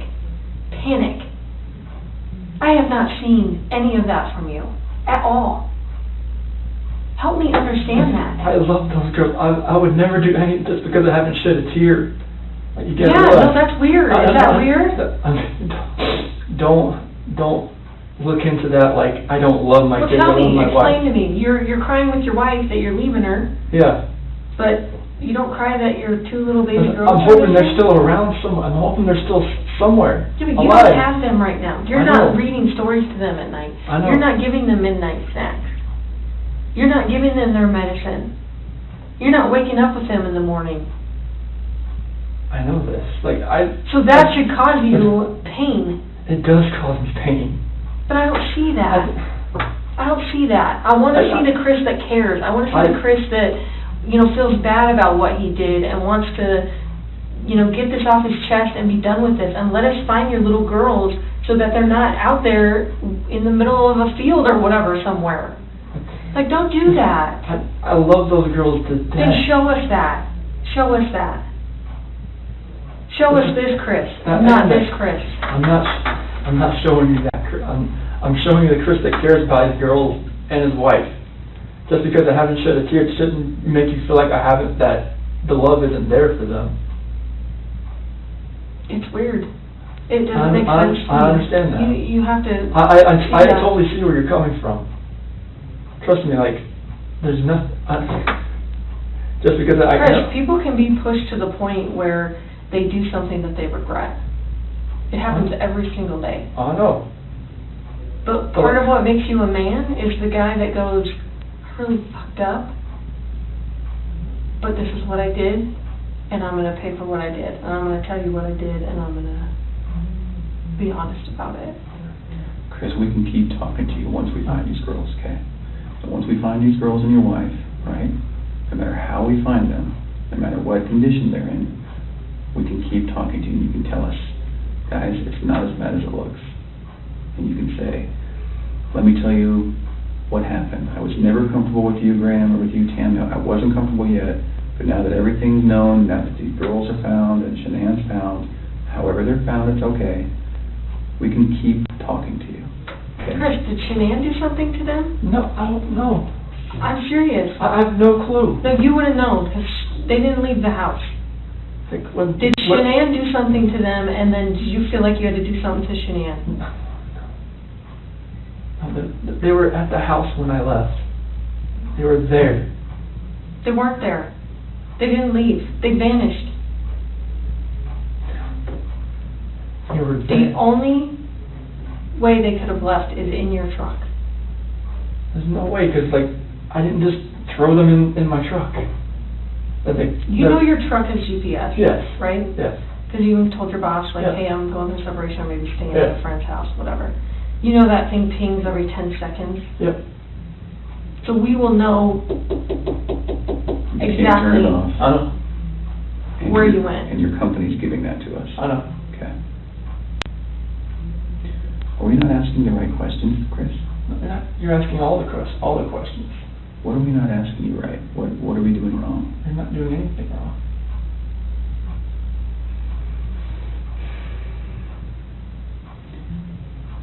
Did Shanann do something? If she did anything to these kids, we both love them with all our hearts. There's no way. It could have been an accident. Something happened in the house that you know about. You failed the polygraph test, Chris. This is not about, did you leave and your wife vanished and you didn't know anything about it. That was not what you were asked, okay? Okay. We know that something happened to all three of them. But I want to know, did something happen to these baby girls first that you had to take into your own hands and deal with? You had to clean it up for Shanann. Chris, you gotta tell us. There's something that happened to these baby girls.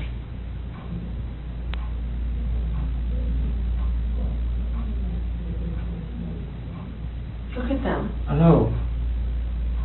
Before you came in, I was just watching videos. We have no doubt you love these girls with all of your heart. I have no doubt. But we make mistakes. And that's okay. It's what we do with those mistakes that make us who we are. Chris, it seems like you're thinking about it right now. What are you thinking about? She couldn't have.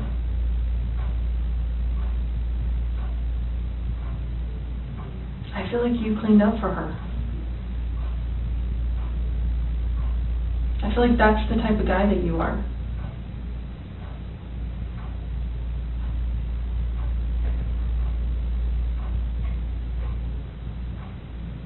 Which one of these has the breathing thing?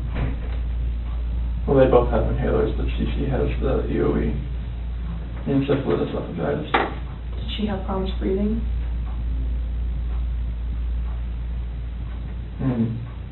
Only like with her allergies and whatnot, like if she had anything next, but she's home with the endoscopies and everything and the surgeries I told you about.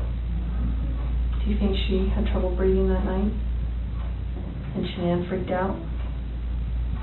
And didn't want to live without her baby girl? I don't think so. Did you hear about the homicide that happened in Aurora, where the guy beat that family to death with a ball-peen hammer? The only person that survived was a 3-year-old sibling. And that sibling grew up to be a total mess. No family, no mom and dad, no brother or sister, just her by herself. She says, I wish I would have died with them. And there are times that people freak out. I've seen it. I mean, I've been in law enforcement for almost 20 years. I've seen it. Parents freak out and they're like, oh my God, like, I can't have my baby girls live without each other. They're best friends. They're like twins. They're, you know, they wake each other up in the morning. And I understand that. We had a mom in Castle Rock that suffocated both her baby girls. She's like, my husband was going to take them, and she's like, I just couldn't handle. I thought I was doing right by them. I thought I was saving them pain. And I get it. Why? How's she saving the pain? She didn't want them to have to live without their mom.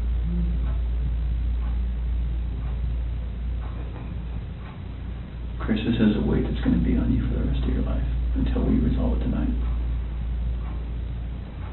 Unless we can talk about this more tonight, this is going to follow you forever. I promise you, when you start talking to us, you will feel better. I know you already feel better about getting the Nikki off your chest. Please don't like involve her in this or anything like that. She can't do that. You gotta help me. I know. Chris, we're giving you a lifeline right now. You need to take it. You need to reach out and take it. Did they look like this the last night you were with them? She had that dress on, like, on the 8th or 9th. It wasn't in this, but she had that dress on. 'Cause I remember I had 2 buttons on the back. I'd take them off so I could get her pajamas on that night. Did you guys make sure they were warm when they left the house? Make sure they were warm. They're always warm. They always have, when they're in their beds, they're always warm. Okay. Were you guys taking care of them at the very end? They're always taken care of. They never miss a meal.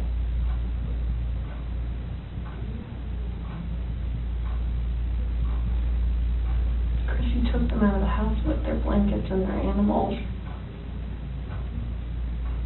Like, that's because you cared. That's what a caring dad does. I mean, I'm always caring for these kids. There's nothing in this for my life.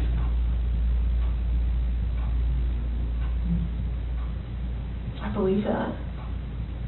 I believe that, and I believe someone made a mistake, whether it was you or Shanann. And you either cleaned up after Shanann or you made the mistake, and I mean, I want to believe that maybe Shanann did it and you felt compelled to fix this so Shanann didn't look bad. That's what I want to believe. But I don't know, you're not telling me that, so it makes me think the worst. Like, did you do that to all 3 of them? I did not do anything to these kids. Not do anything. What did Shanann do to them? Tell us, Chris. Chicks are crazy. Can I talk to my dad or something? Absolutely. Come. Do you want to bring him in here? No, I just can't talk to my dad. Like, he flew across the country. Hey, Chris, I can't. how about this? If we brought your dad in here, would you please tell him what happened? Can I just go talk to him? I've been in here for like 5-6 hours and I'm like... Absolutely. Chris, look at me, man. It's not going to feel any better. He deserves an answer. It's your best friend. There's only one person you wanted here most, and it's your dad. Yes. What would you tell him? I love him, and I just want him to be by my side. Okay. He knows more than we do that you're a good man. And he knows as much as you want to protect your wife, Shana. I think he would tell you to do the right thing. Before we get him... Can I go out there and talk to him? Well, I don't know that you want to do it out there, because there's a lot of people going through the halls. Should we bring him in here? We'll step out. Okay? Can you need a few minutes with him? Okay. Can we just ask a couple more questions?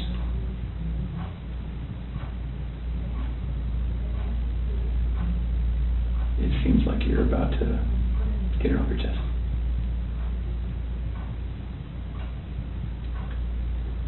Is there any way that you can help us understand more about Shanann and why maybe something happened, so that we don't get a bad picture about her? And what I mean is, what happened that night with her? As far as like after I talked to her? With the girls. Like when we were having that conversation in bed there? Mm-hmm. Like when I talked to her about the separation and the house, and she asked me about the affair, and Okay. and that's how that conversation went. Okay. She was distraught. She had like mascara on down her face, all that. I mean, it was emotional. Well, how about this? If we bring in your dad, will you promise me that you'll talk to him? I'll talk to him. Okay. Will you promise me that you'll tell him everything? Would it be easier if you told him and he told us? I don't know. Okay. I don't know if that's going to be easy or not. I tend to think it's not. I think you're the type of guy that needs to take responsibility because you always have taken responsibility. You've always made the right choice. So I guess I'm just worried that if we bring your dad in here, that could distract you. What do you think? Distract me from, like, talking to you? Yeah. I just need to talk to him. Okay. All right. I know you'll do the right thing. I do. I don't know how long it's going to take. I think that you need to think a little bit more about them. Okay? And you need to realize that your dad is not going to stop loving you no matter what you tell him. You are his child, and he will not stop loving you. Never. Ever. And this is not the last chapter in anyone's story. At all. Okay?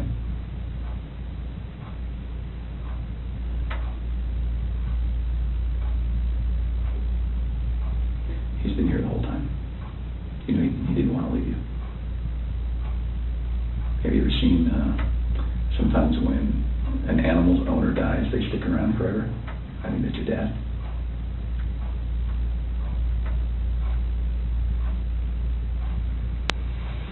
Poor guy didn't want to leave today, okay? So, keep that in mind. He wants to hear it all.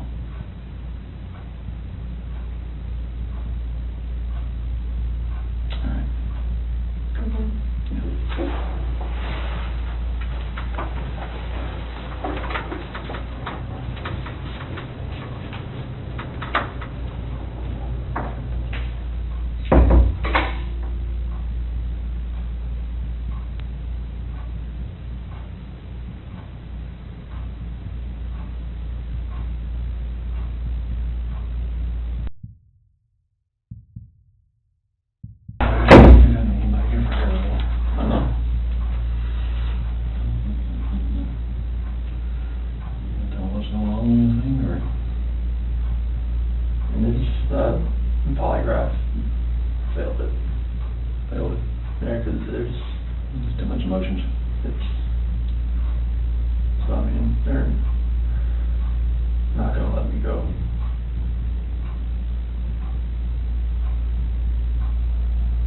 Is there any reason why they shouldn't? They know I had an affair. And they know. I can't complain about that.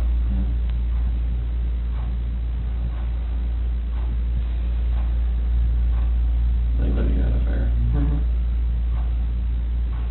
Anything else you want to tell me? What's going on? Or what might have happened or anything? Or you know anything about? When we had that conversation that morning, it was, it was emotional. It was, told her about separation and everything like that.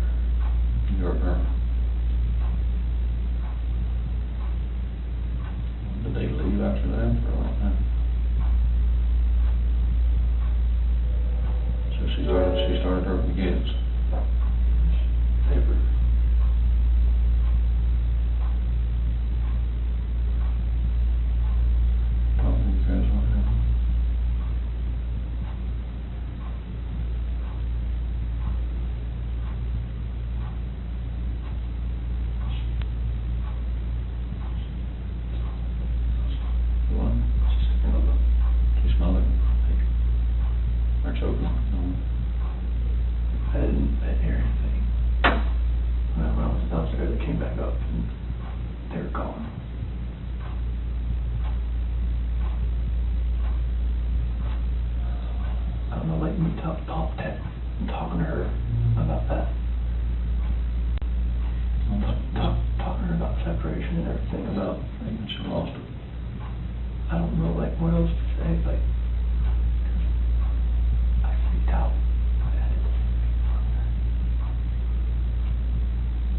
Those are my kids.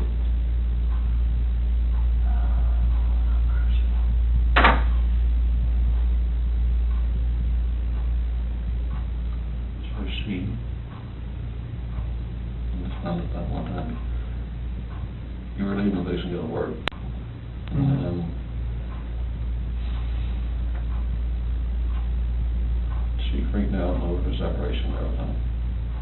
Like, she laid back down, but that's when I went downstairs, but I heard like a little commotion upstairs, but I didn't think anything of it. And then you went back upstairs and she was...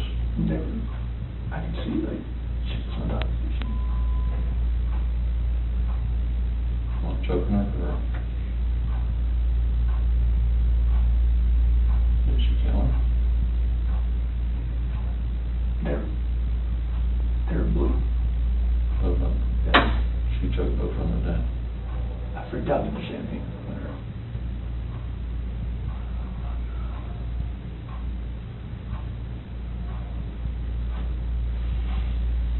I don't want to say the...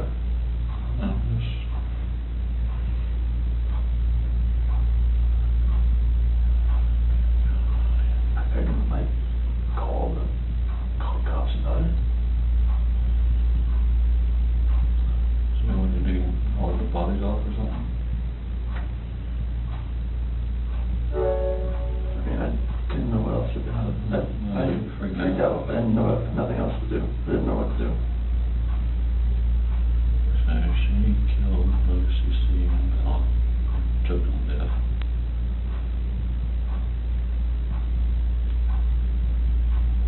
You lost it and choke her or... That's just rage. I hadn't...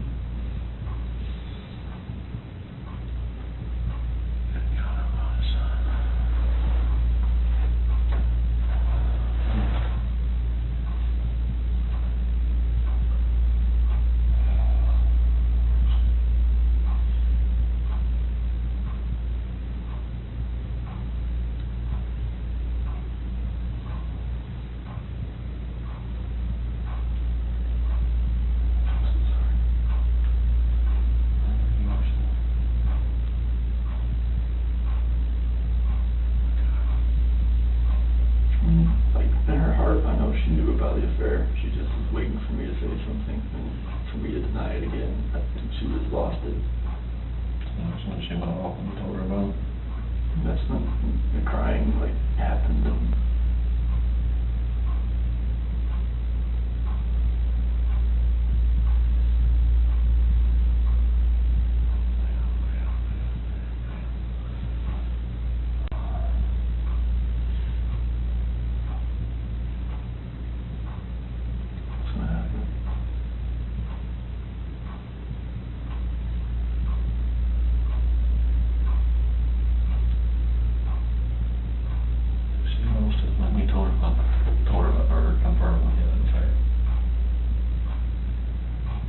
I didn't tell her how long, she just knew.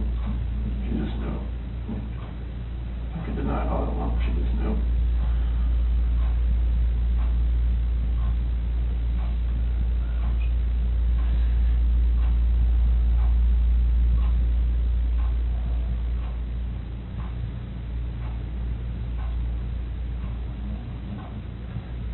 She killed both over... separation over the affair. I think she just knew, like, the affair was happening, but I just denied it.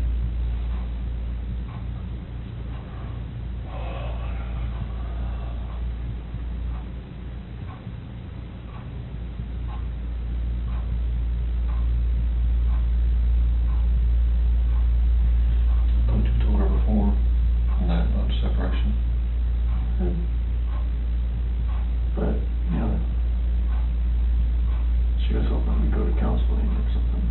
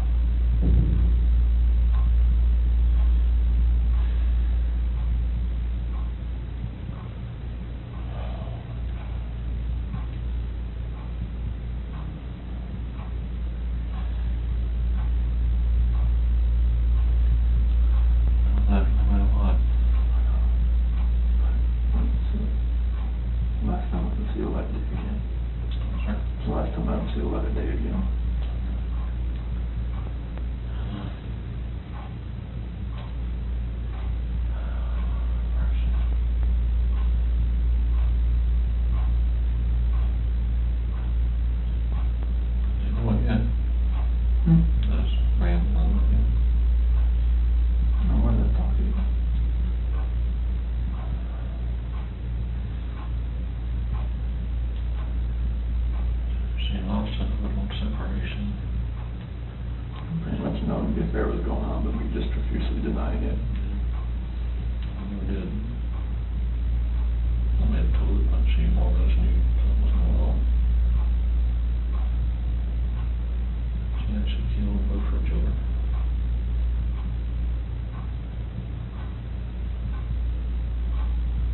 And you snapped.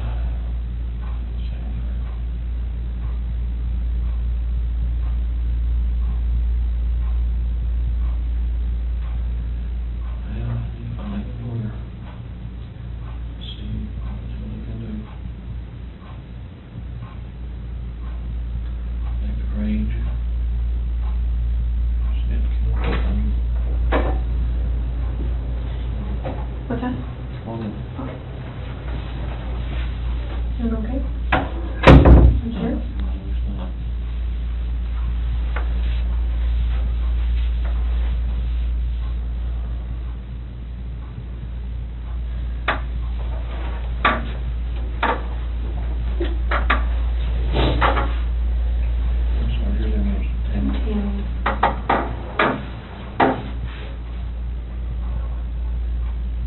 Chris, help us work through this with you, okay?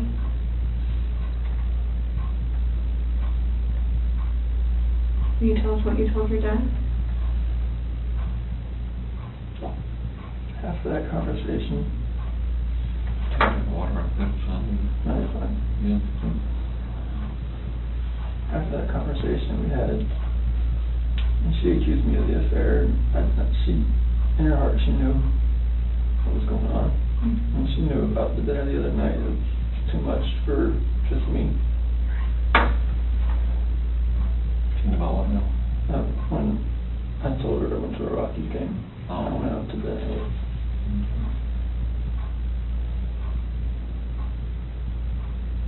I went downstairs. And that's when you told her about the separation? Well, that was when I was upstairs in bed. And told her, what I wanted in the call was separation. And that's what I want.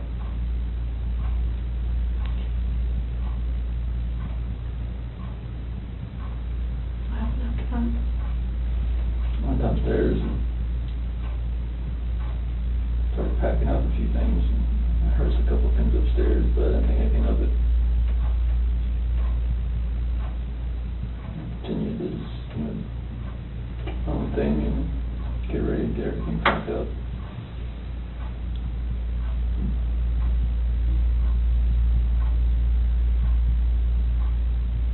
Next.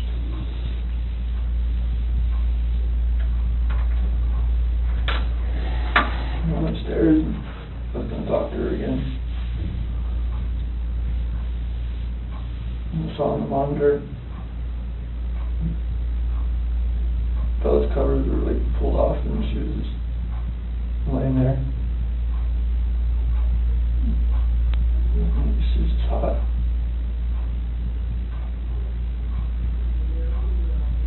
Cycled over to CC. She was in there with her. On top of her.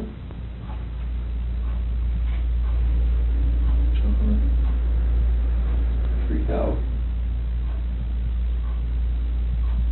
I ran in there and got on top of her.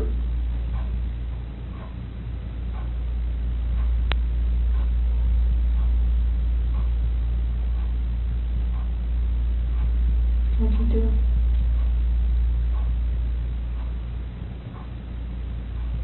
She blew.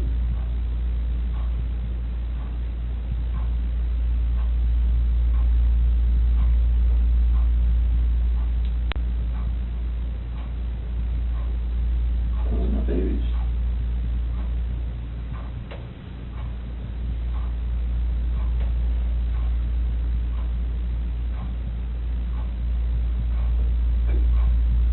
Those are my kids.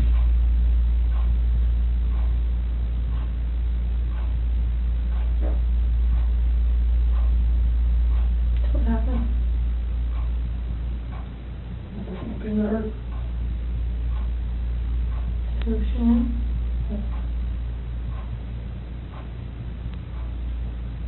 Where were you at?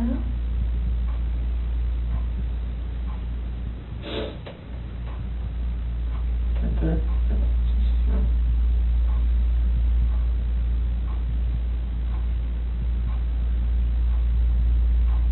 Right back in our bed. Shannon. Is he okay? Okay. What happened next? I don't know what to do. I have no idea what to do. I'm shaking.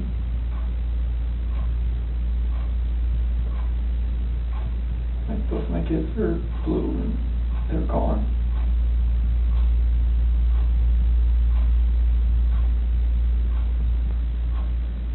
I'm just like blind, just, I'm not that person, like, I'm just like, she hurt my kids.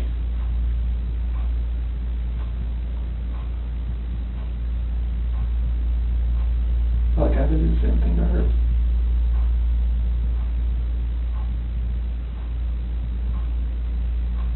What happened after she was in your bed?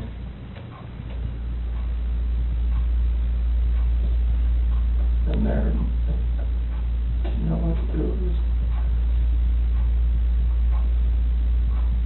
she's back and just covered her up.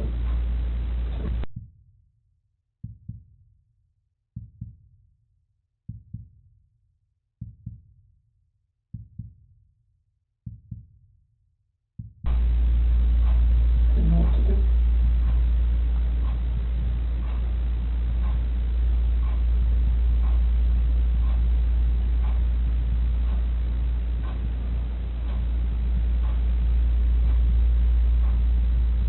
Where are they now?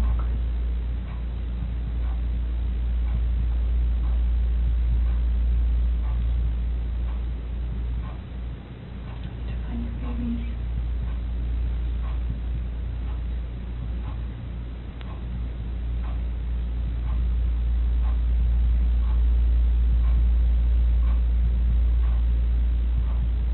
Did the hard part. All you have left is to tell us where they're at. We can help you get them out of the cold. They're gone. There's no bringing them back. So where are they?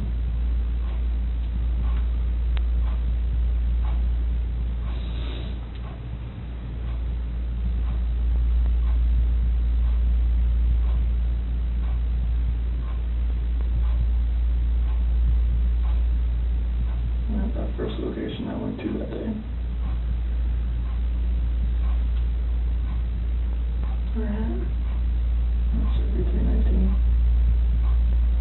Where at? That location. Right there off the site. Right there.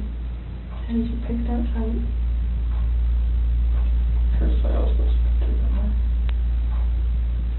So where would we find them there?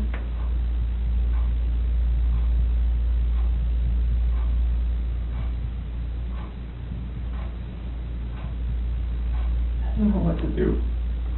I know. I didn't know what to fucking do. Like none of this made sense. Why would she hurt my fucking girls?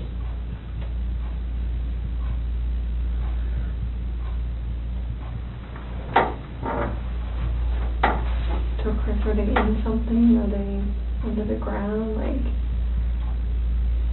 where would you find them? You take us out there?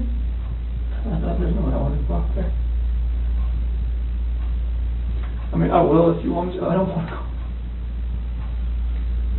What if you and me and your dad just drove by and you could just say, right there, we could help you just get him out of the cold, you know, take care of him for the last time.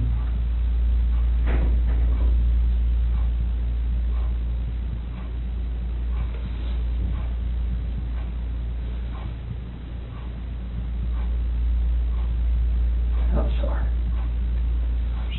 I know you are. I know you are. I know you came in today to do the right thing. You didn't have to come in. You came in all on your own.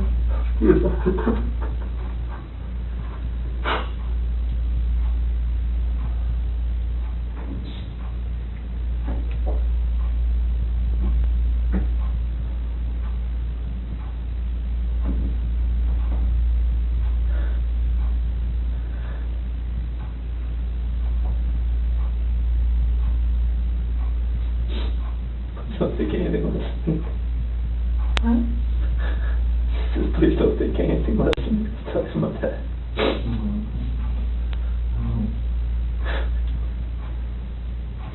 Are they all three out there, Chris? Yes. Okay. What was she doing to Cece? She's just on top of her. My hands around. Hands around what? Her neck.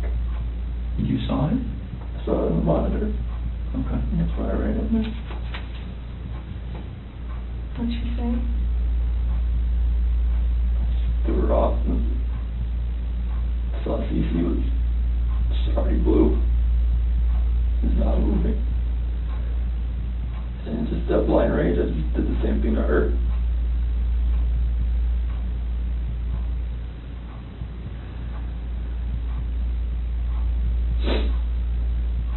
Did you ever go into Bella's room? Just pushing it back in, that's no, when I saw her on the monitor, the way she was laying, the bed just sprawled out. Is that when you packed up their special stuff? So where'd you put them? Get them out there. In the truck. Which part? Driver's side rear. In the passenger compartment? Driver's side rear. Right behind my seat.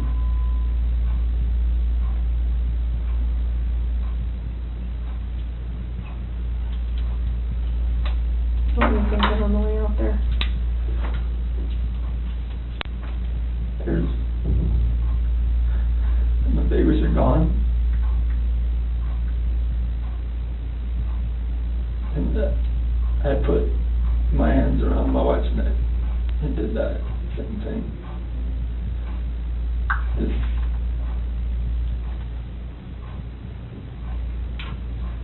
Did Shanann fight back at all when you did that? The rage that I had after seeing that, like, not much.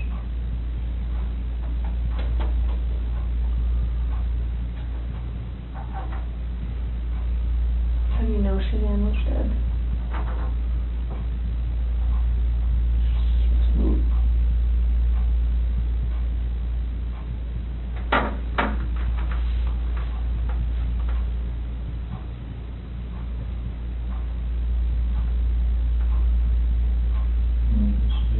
We looked on her Facebook page, like 2 days ago. They had this like 4 or 5 foot long baby doll. She had it laying on the couch with a sheet over it. She ended? Yeah. Before any of this happened. Yeah. That's a good point. So I'm thinking that's not a plan. I don't know. That's a very good point. I can't see it now, but I'm blocked on there. If you look on their Facebook page. What did it say, or what was the It caption? said, what do you say to this? Something similar to that. And a tall baby dog about that tall was laying on one of our couches and had a sheet over it across the head all the way up. You can see his feet hanging out, saying like Bella had done that. The kid went through that. Do you remember that, Chris? What do you think? Just making fun of it. Thought it was funny. Did Bella do it? I don't know. I don't remember. I don't think so. But I don't guess it up. I don't think she would do something like that. No, she would have their dolls and stuff out on the floor and just covering up waist and stuff, and something like that. But then covering her head and everything up like a body laying there or something.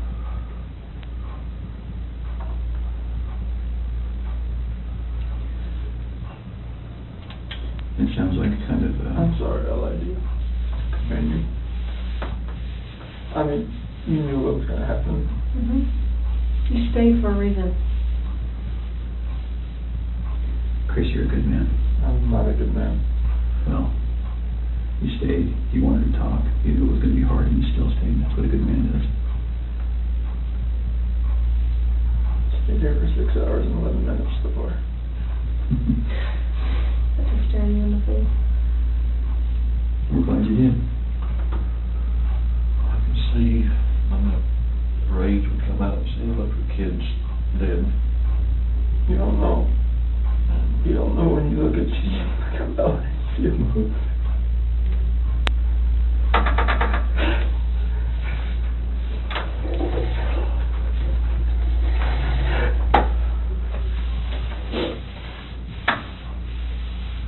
I told you your dad still love you, no matter what.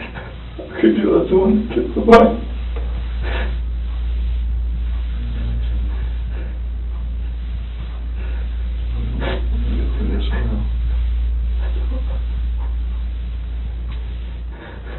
Hey, Chris. Nothing will ever be the same again.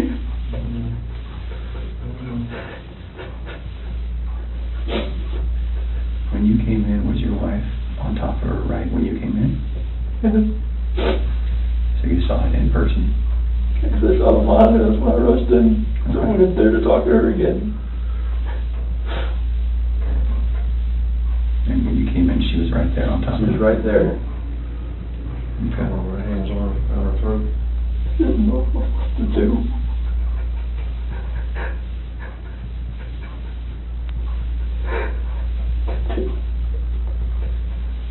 Were you trying to save Cece? Already blew in the face. She wasn't moving. Her head just hanging over my lip like that.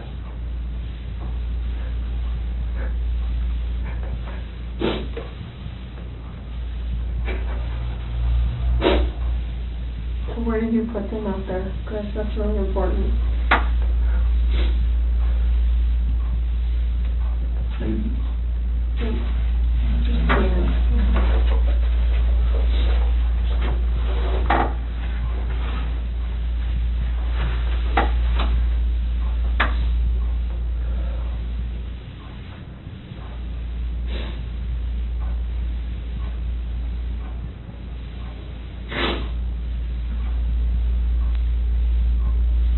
In something, or they under something, in something. I didn't know what else to do. I know, so tell me what you did. I know. I didn't know what else to do. I was so scared. I know. It's like my wife just did this, and I just did that. What do I do? Right. Anything that I would do from there was just going to be just insensitive and just a horrible thing. You were in a tough spot. I mean, what can you do, right? Sometimes your body just kind of takes over and...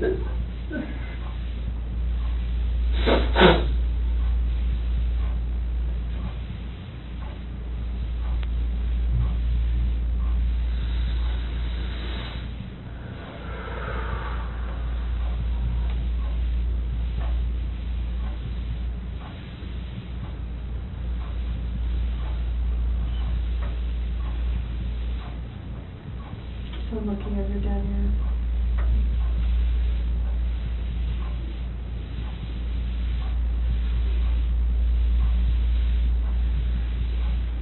Can you show us?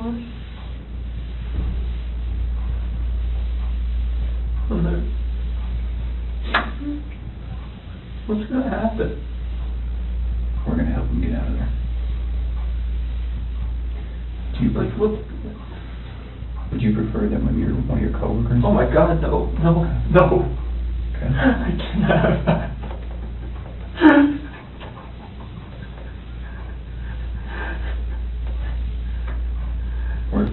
You said that you're about to become a good man. They're going to see this. You're like, what the fuck did you do, Chris? Like, what? Like, why did you just go to college to begin with?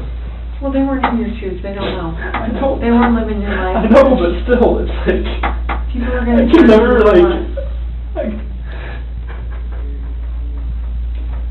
We'll just go little steps at a time. How about that? I can't have anybody show you out there, anybody, no coworkers, please. Okay. I mean, they're just going to form their own opinions anyways once they figure everything out anyway. We'll find it anyway. We'll just take little steps tonight then. How about that? Yeah, Do you have to have any of them with you? No. No, we prefer you. Can you and me and Tammy and Ronnie get in the car and just drive out there? Just general direction. You just point it? Chris, I know they're gone, but they're still your babies, and you're still their dad. You don't want them out there. I don't want them out there. And you don't want someone else to find them out there. You don't, I promise you.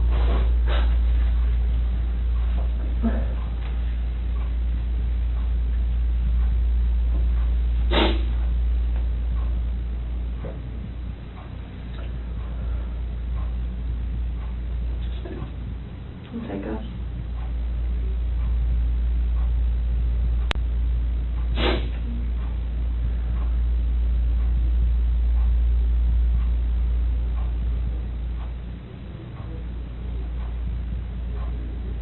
You give us a second so we can kind of get some things arranged. Do that. Ronnie, do you mind staying in here with him? Okay.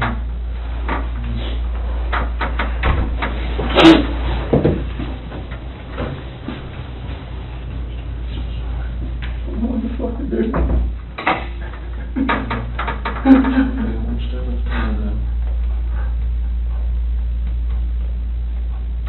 This is just fucking horrible.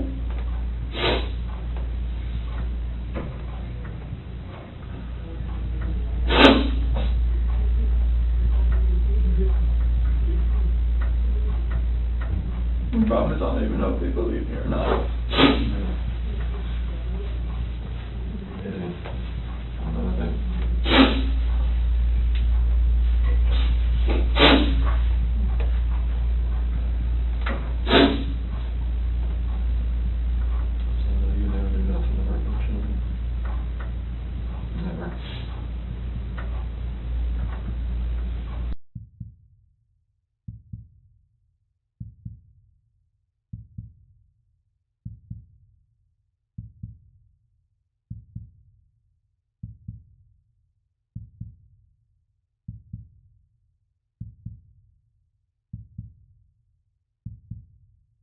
Yes.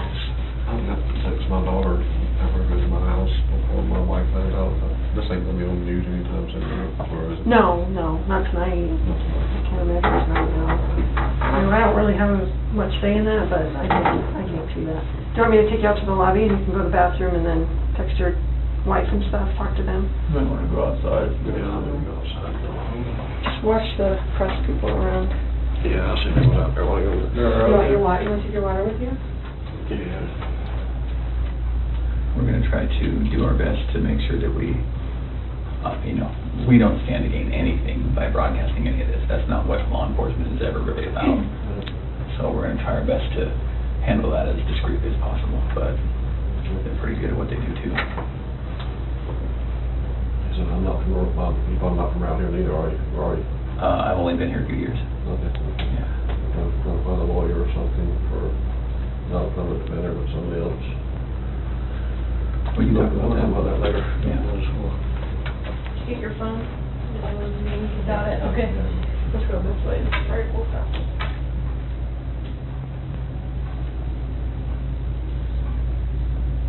So if you're up for it, we'll talk a little bit more. I think we have a picture of, is it Survey 319? I think we have a picture. Kind of walk you through that. I'm sure you have a ton of questions for us about, how your night, month, and weekend's going to look. So Tammy, I was just telling him, I wanted to show him that picture. Yeah. And then we're going to talk a little bit about how the rest of the night's going to go. That looks familiar to you? What is that? It's the BRC Survey 319. Okay. Whereabouts is Shanann and the girls? How old is this picture? Today. How's today?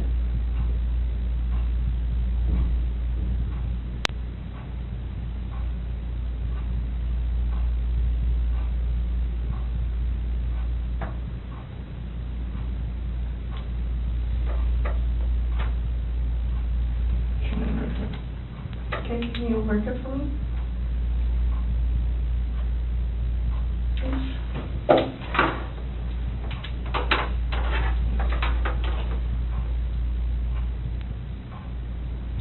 Let's be first, so just can we, is that S for Shanann? Okay, and where are the girls at? Here. In these? Mm-hmm. So which one is, do you know which one?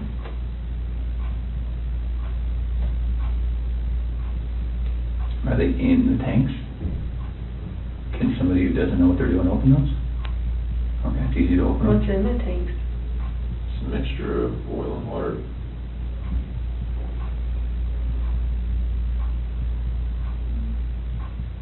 There was a sheet found down here? Mm-hmm. Where's that from? That was what Chanel was wrapped in. What about the girlies? What were they wrapped in? Just in their pajamas? Not with their blankets or anything?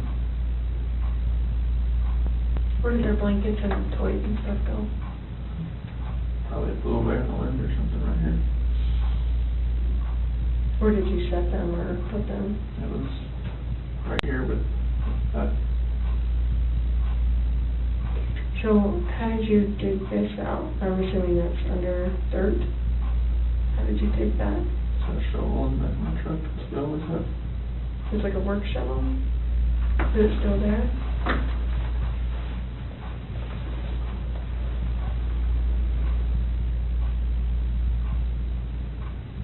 How was Shanann dressed?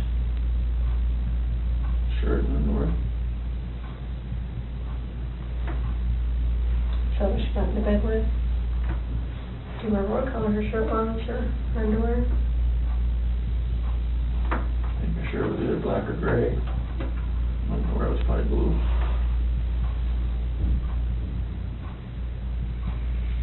How much time passed, do you think, from the time that she was back in the bed until you put them in the truck?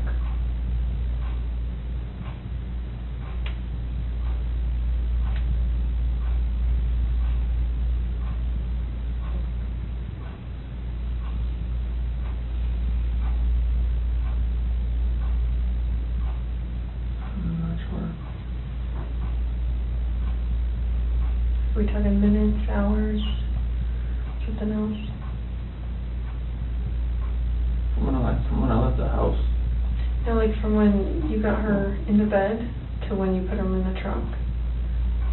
How long a time was that?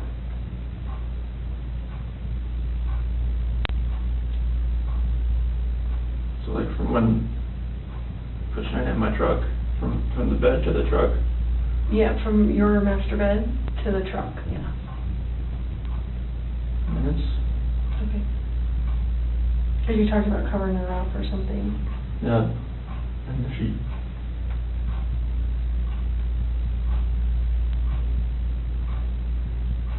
Is there anything else about anything out here that has stuff that you've left in certain spots, or you sure their blankets and toys aren't going to be in there as well?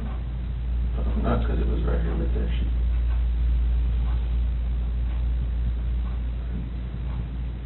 Can you do me a huge favor and just write your name on the bottom? Just so I know that we didn't make those marks. I'm just going to write the date on it, okay?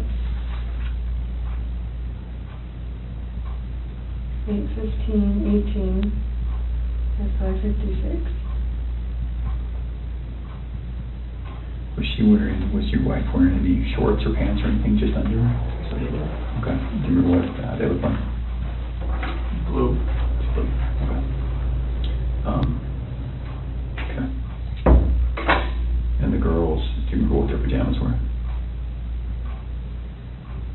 They're both nightgowns. Okay. Celeste, I think, was that pink one with the like curves on it. Okay.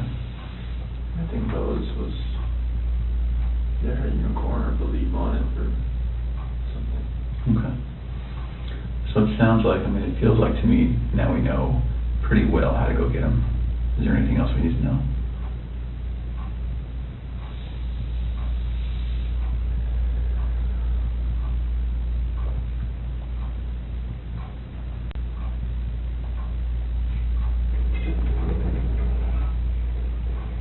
Like about how to get them? Yeah. Does someone have to climb up to the top and unscrew something and then lower something down to get them? They're like, it's just a hatch from the top, and they're like 20-foot tanks. How far down are they? Wherever the food level is in the tank, I'm not sure. Okay. What was it when you were there? I don't know, I didn't, Okay. I wasn't looking for that. Okay. All right. You may go out there or no? I don't think so. Would you prefer not to? I didn't know if you needed help getting there. Yeah, I don't know. I think once we got that picture, because we didn't really know how much about the location that the other police officers knew, but it sounds like they knew somehow right how to get to 319. So, and I think that's how they got that picture.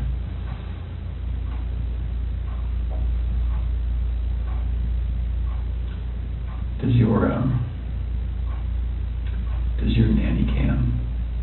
Do you have a nanny cam, right? It's a monitor. Baby monitor. Is it a video one? It's like it cycles back and forth. Between what? Bella and Cece's room. Oh, okay. Okay. Is there any chance it records? No? Okay. I'm just wondering, what do you think ultimately made Shanann snap? Just knowing that not having an affair, and she knew, she just needed me to admit it, and I wouldn't admit it. Yeah. Okay.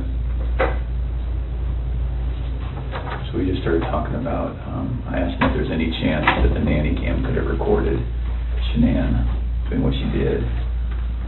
And then we were just getting into, what Chris thinks about why she snapped. He's just saying, distress from knowing about the other girl. Knowing, but she didn't really know, right? I mean, In her heart, she knew. She just wanted me to admit it.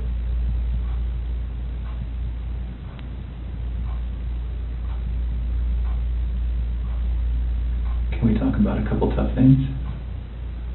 I think we need to get it out of the way and just really get it out, just to make sure you have every chance to explain exactly what happened and we have every chance to ask questions. So the conversation happened. You go downstairs. She's still upstairs. And then you see what? I hear just commotion upstairs, just like little noises like that. Okay. Didn't think anything of it.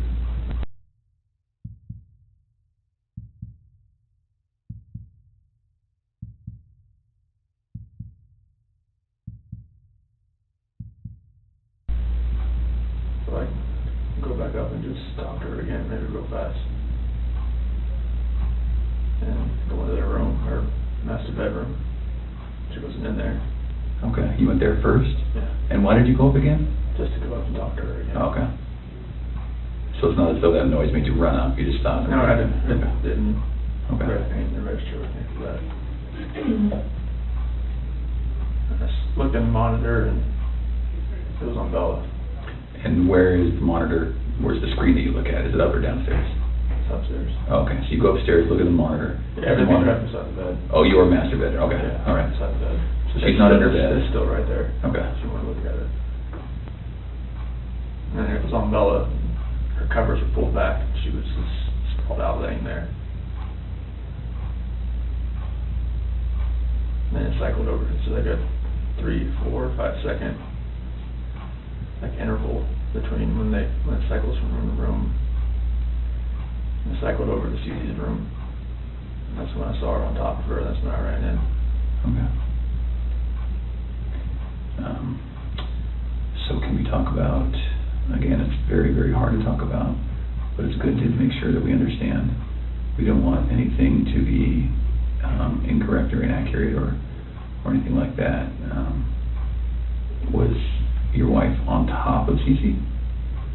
What did that look like? I mean, was she straddling her? Okay. And where were they? In the bed. On the bed. And so your wife was on top. Was she doing this? That's when I was walking up from the back. Okay. So you saw from the back? Yeah. Okay. But she was doing this? It looked like it was like this. Yeah, okay. And then was she face up, face down, what? Off to the side. Oh, she was laying on her side, okay. And that's when I pulled her off. And okay. She was limp and she was blue. Okay. There's no movement at all. Oh, she was limp and blue, or limping and blue? Limp and blue. Limp and blue, okay. It's like her body was like, right. You pick her arm up and it Sure. just falls. Okay. And then what happened? I looked at her and I just got on top of her and You got on top of Shanann? did the same thing. Okay. Did you have to knock her down? No.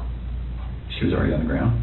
I just pulled her off on the bed. And oh, kind of one movement? Yeah. Okay. So it's not as though you I didn't pulled her off? No. Like I went up, pulled her down and did that.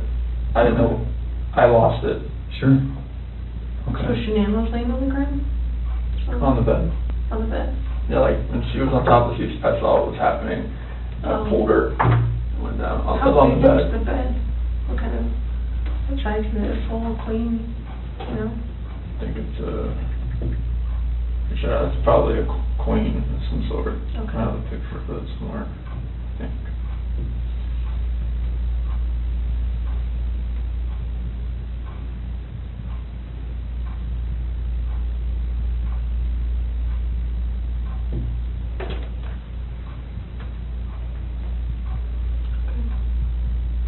So where was Celeste in the She was all the way up to the top. To the top? Yeah. And I went in and pulled Shanann down. It was crossways. Like So she was laying this way.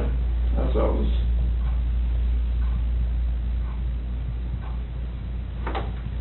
Okay. Well, it's key room. Mm-hmm. So then, is this picture as you're standing in the doorway to go in? What is that where, okay? And then, so were they closer to this side or this side? She usually sits in the middle. Okay.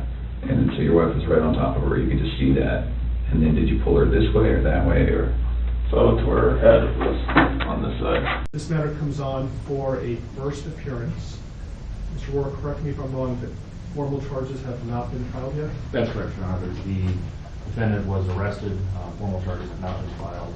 By my calculation, I believe it will be due to the court at 3:30 on Monday afternoon. Thank you. Mr. Mercer, anything you would like to say about that? Not regarding that issue, thank you. So the court has reviewed a affidavit in support of a warrantless arrest. The court has found probable cause for the arrest. Specifically, I see that Mr. Watts was arrested for 3 counts of first-degree murder, each a Class 1 felony, and 3 counts of tampering with a deceased human body, each a Class 3 felony. Again, these are only charges that are named in the affidavit in support of a warrantless arrest. It's the district attorney's office who will ultimately decide what charges, if any, are going to be filed. And Mr. Mercer, would you like me to advise your client of his rights pursuant to Rule 5? Yes, please. Thank you. So, Mr. Watts, I would like you to listen carefully to the rights that you have, okay? Thank you. And so first, you don't need to make any statements. Any statements you make can and may be used against you. Do you understand? Yes. You have the right to counsel. Do you understand? Yes, sir. If you are indigent, you have the right to request the appointment of counsel or consult with a public defender before any further proceedings are held. Do you understand that? Yes, sir. And Mr. Merson is the head of the public defender's office, and he is going to represent you today and potentially in the future. Do you understand that? Yes, sir. Okay. Any plea that you make must be made voluntarily and not the result of undue influence or coercion. Do you understand that? Yes, sir. Right now, charges have not been filed, so this is a limited advisement. I intend to bring you back next week once formal charges are filed on Monday, so I can give you a full advisement. But I will tell you that at this point, the court is not authorizing any bail. Once I know what the official charges are that are filed by the district attorney's office, I'll inform you the nature of the charges. If charges are filed, you have the right to a jury trial. and you have the right to demand and receive a preliminary hearing within a reasonable time to determine whether probable cause exists to believe that you committed any of the charges that are filed by the district attorney's office. Do you understand that? Yes, sir. I believe that your lawyer has filed about 16 or so motions on your behalf, including a request for a preliminary hearing. Do you agree, Mr. Merson, that that time period, that 35 days to have a preliminary hearing, doesn't begin until your client appears in court next week once formal charges are filed? I agree. And I have not seen, correct me if I'm wrong, a proof positive, presumptive, great written motion by your office. Not at this point, Judge. Okay. Okay. And so would you like me to further advise your client of any additional rights? No, thank you. Mr. Rourke, what kind of conditions, if any, are you requesting for the protection order given the circumstances? Judge, I'm going to defer to Mr. Wren. Mr. Wren? People are simply asking for the standard protection order under Title 18 at this point, given the deceased nature of the victims.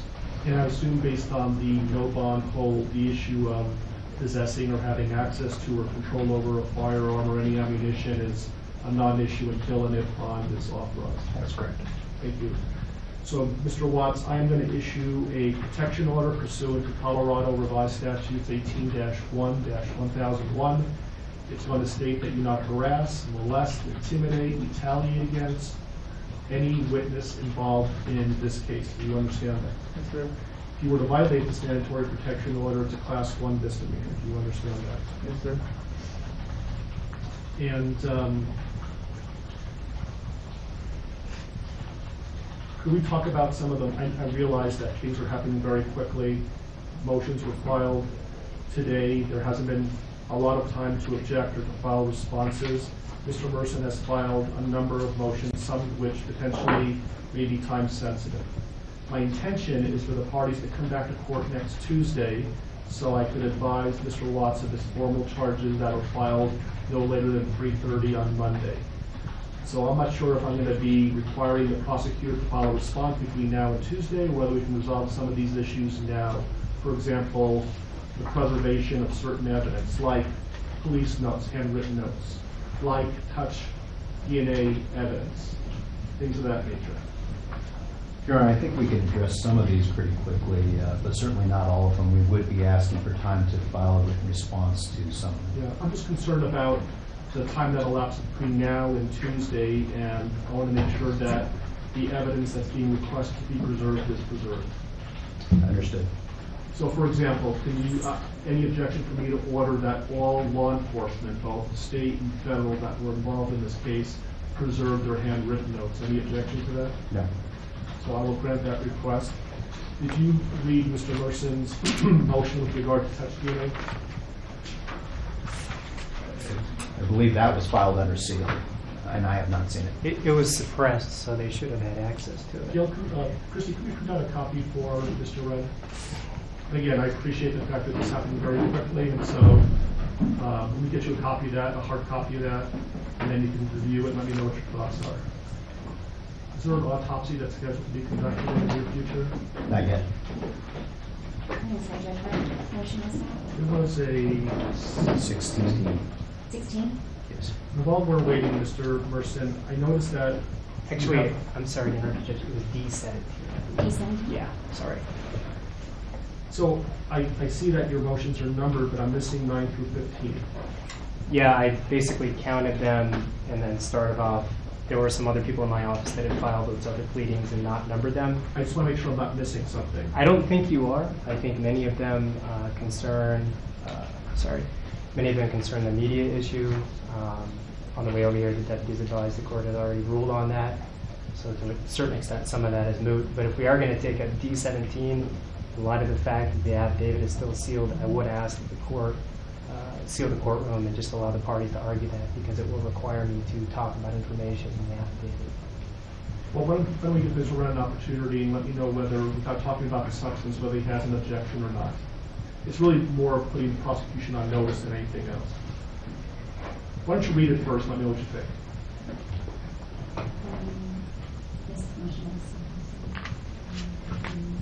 You can give to the prosecution.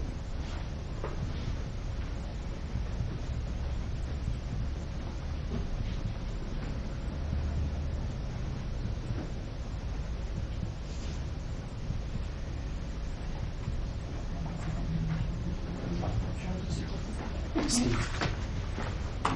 Extra. I might. It was one of the.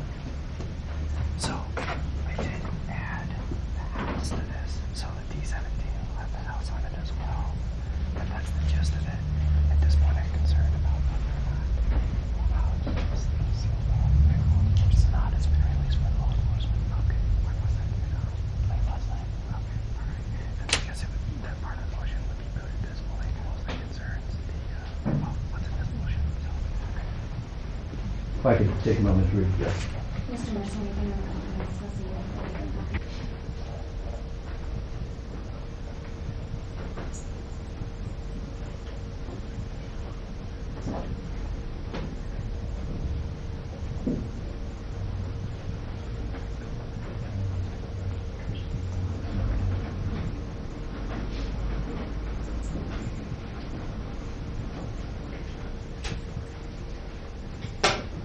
Mr. Ring? Thank you. I'm okay with continuing it. I just don't want there to be any time-sensitive issues between now and next Tuesday that we should have handled today. I think we need to address it today. As I indicated, Judge, at this point, there's not an autopsy scheduled or autopsies. I don't know when that might happen. I don't know if it would happen before Tuesday or not. With respect to this motion, and does the court want to address Mr. Mercer's concerns about clearing the courtroom, given the sealed nature of this, or may I speak for you? Well, it was I think it's based on the sealing of the affidavit in support of the warrantless arrest, and so it was your motion to seal. So if you think the reasons why you requested the affidavit to be sealed are going to be compromised, we could do this in camera.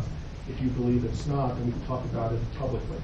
I'm not worried about the compromising nature of the affidavit. I will tell the court and make a record that the prosecution has provided Mr. Mercer with a copy of the affidavit, despite the fact that it was sealed to the public. I am concerned about this being discussed in a non-in-camera setting. My concerns revolve around the issues I brought up and the objections to expanded media coverage. It's an ongoing investigation at this point. I have concerns about, what would be discussed and how that would implicate Mr. Watts' right to a fair trial and his due process right. So my request is that the court seal the courtroom so we can discuss this. Mr. Wright? Move that to the discretion of the court.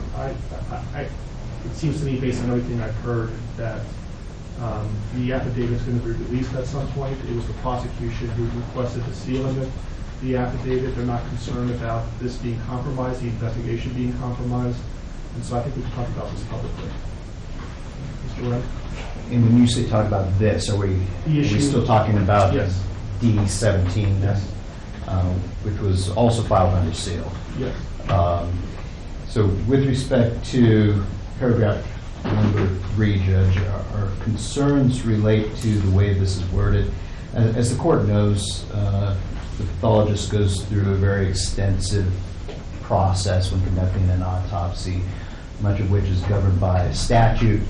I think most of what he's asking for is standard procedure for an autopsy conducted in this jurisdiction and would be done. However, I have concerns about the way this is phrased in that it orders collection of trace DNA and touch DNA from certain areas of bodies that at this point we don't even have, frankly. Second, we don't know if that trace DNA is going to even exist if we have the bodies. So there's no way to order us to find something that may or may not exist. I think when I read the motion, it essentially is putting the prosecution on notice that at some point they may be in possession of exculpatory evidence, and it's their duty to make reasonable efforts to preserve that and ultimately provide that to the defense. And so I think they're on notice by the mere fact that we're talking about this, that Mr. Wren got a copy of the motion, and if this becomes an issue later on, we can litigate this, and there's some pretty significant sanctions for the destruction of exculpatory evidence. Okay, so that will be the ruling of the court.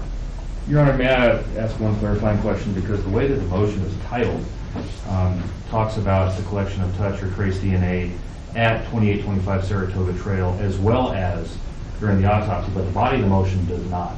I want to make sure that Mr. Merson is aware that the home where the homicides were alleged to have occurred has been released by law enforcement, was released as of about midnight last night. So even as we stand today, we are not in a position to be able to go back in and collect trace DNA from that home. So I just want to make clear that the ruling of the court does not require us to do anything affirmative with respect to the home. And Mr. Wren advised me that the government is no longer in control of the home, so I'm aware of that. Thank you. Thank you. Thank you. With regard to the motion for protective order, essentially for nobody to speak to Mr. Watts other than his attorneys and investigators and support staff, I'm assuming there's no objection to that? Correct. You'll put law enforcement on notice on that issue? Yes. Okay. Any other time-sensitive issues that cannot wait until next Tuesday? Nothing from the legal. Mr. Merson? Can I just have 1 second? Sure.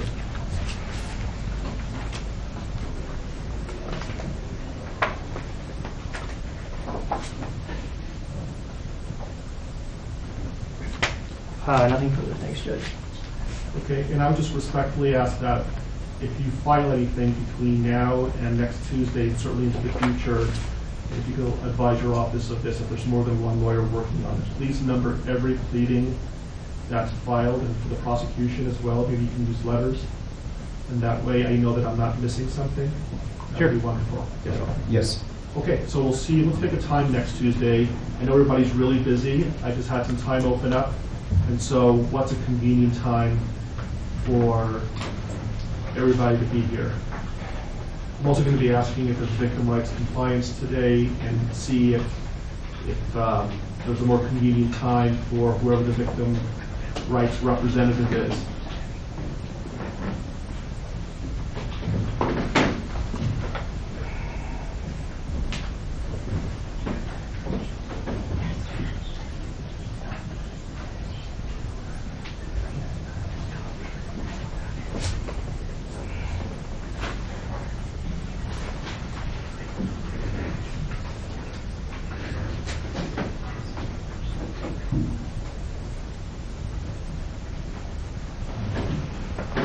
We have been in communication with the family of the victims. We are in VRA compliance for that, based on that effort. At this point, we don't have any specific times that are good or bad for the family, but we will certainly contact them as soon as we leave and clarify their availability for next Tuesday. How about the attorneys? What's a good time for you to be here on Tuesday? Anytime, Judge. I'll make it work.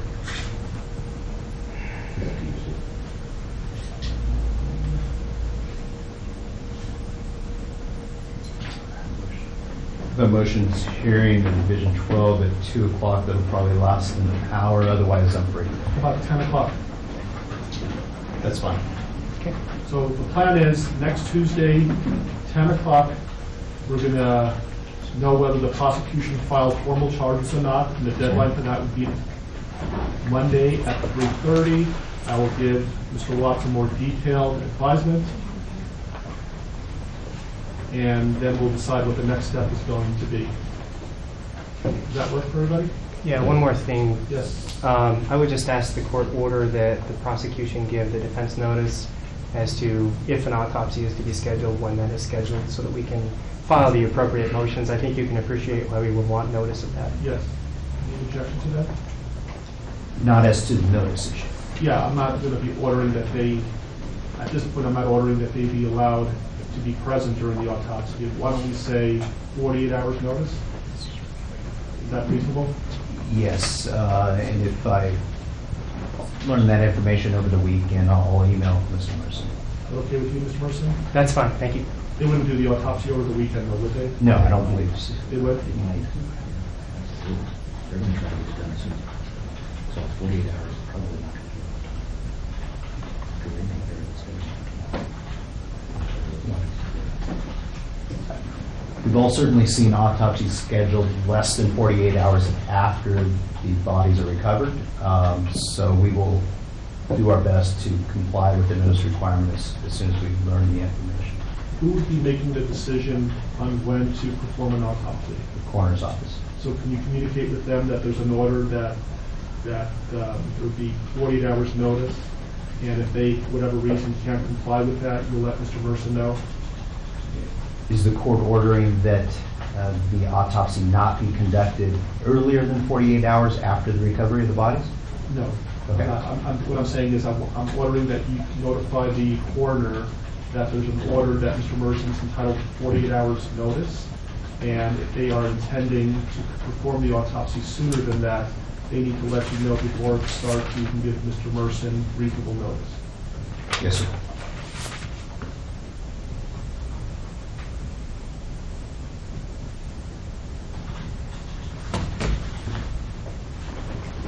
Anything else you can think of between now and next Tuesday that we can resolve today? Nothing from the prosecution. Nothing from the defense, thanks. Okay. All right, we'll see you next Tuesday at 10 o'clock. When we are in this.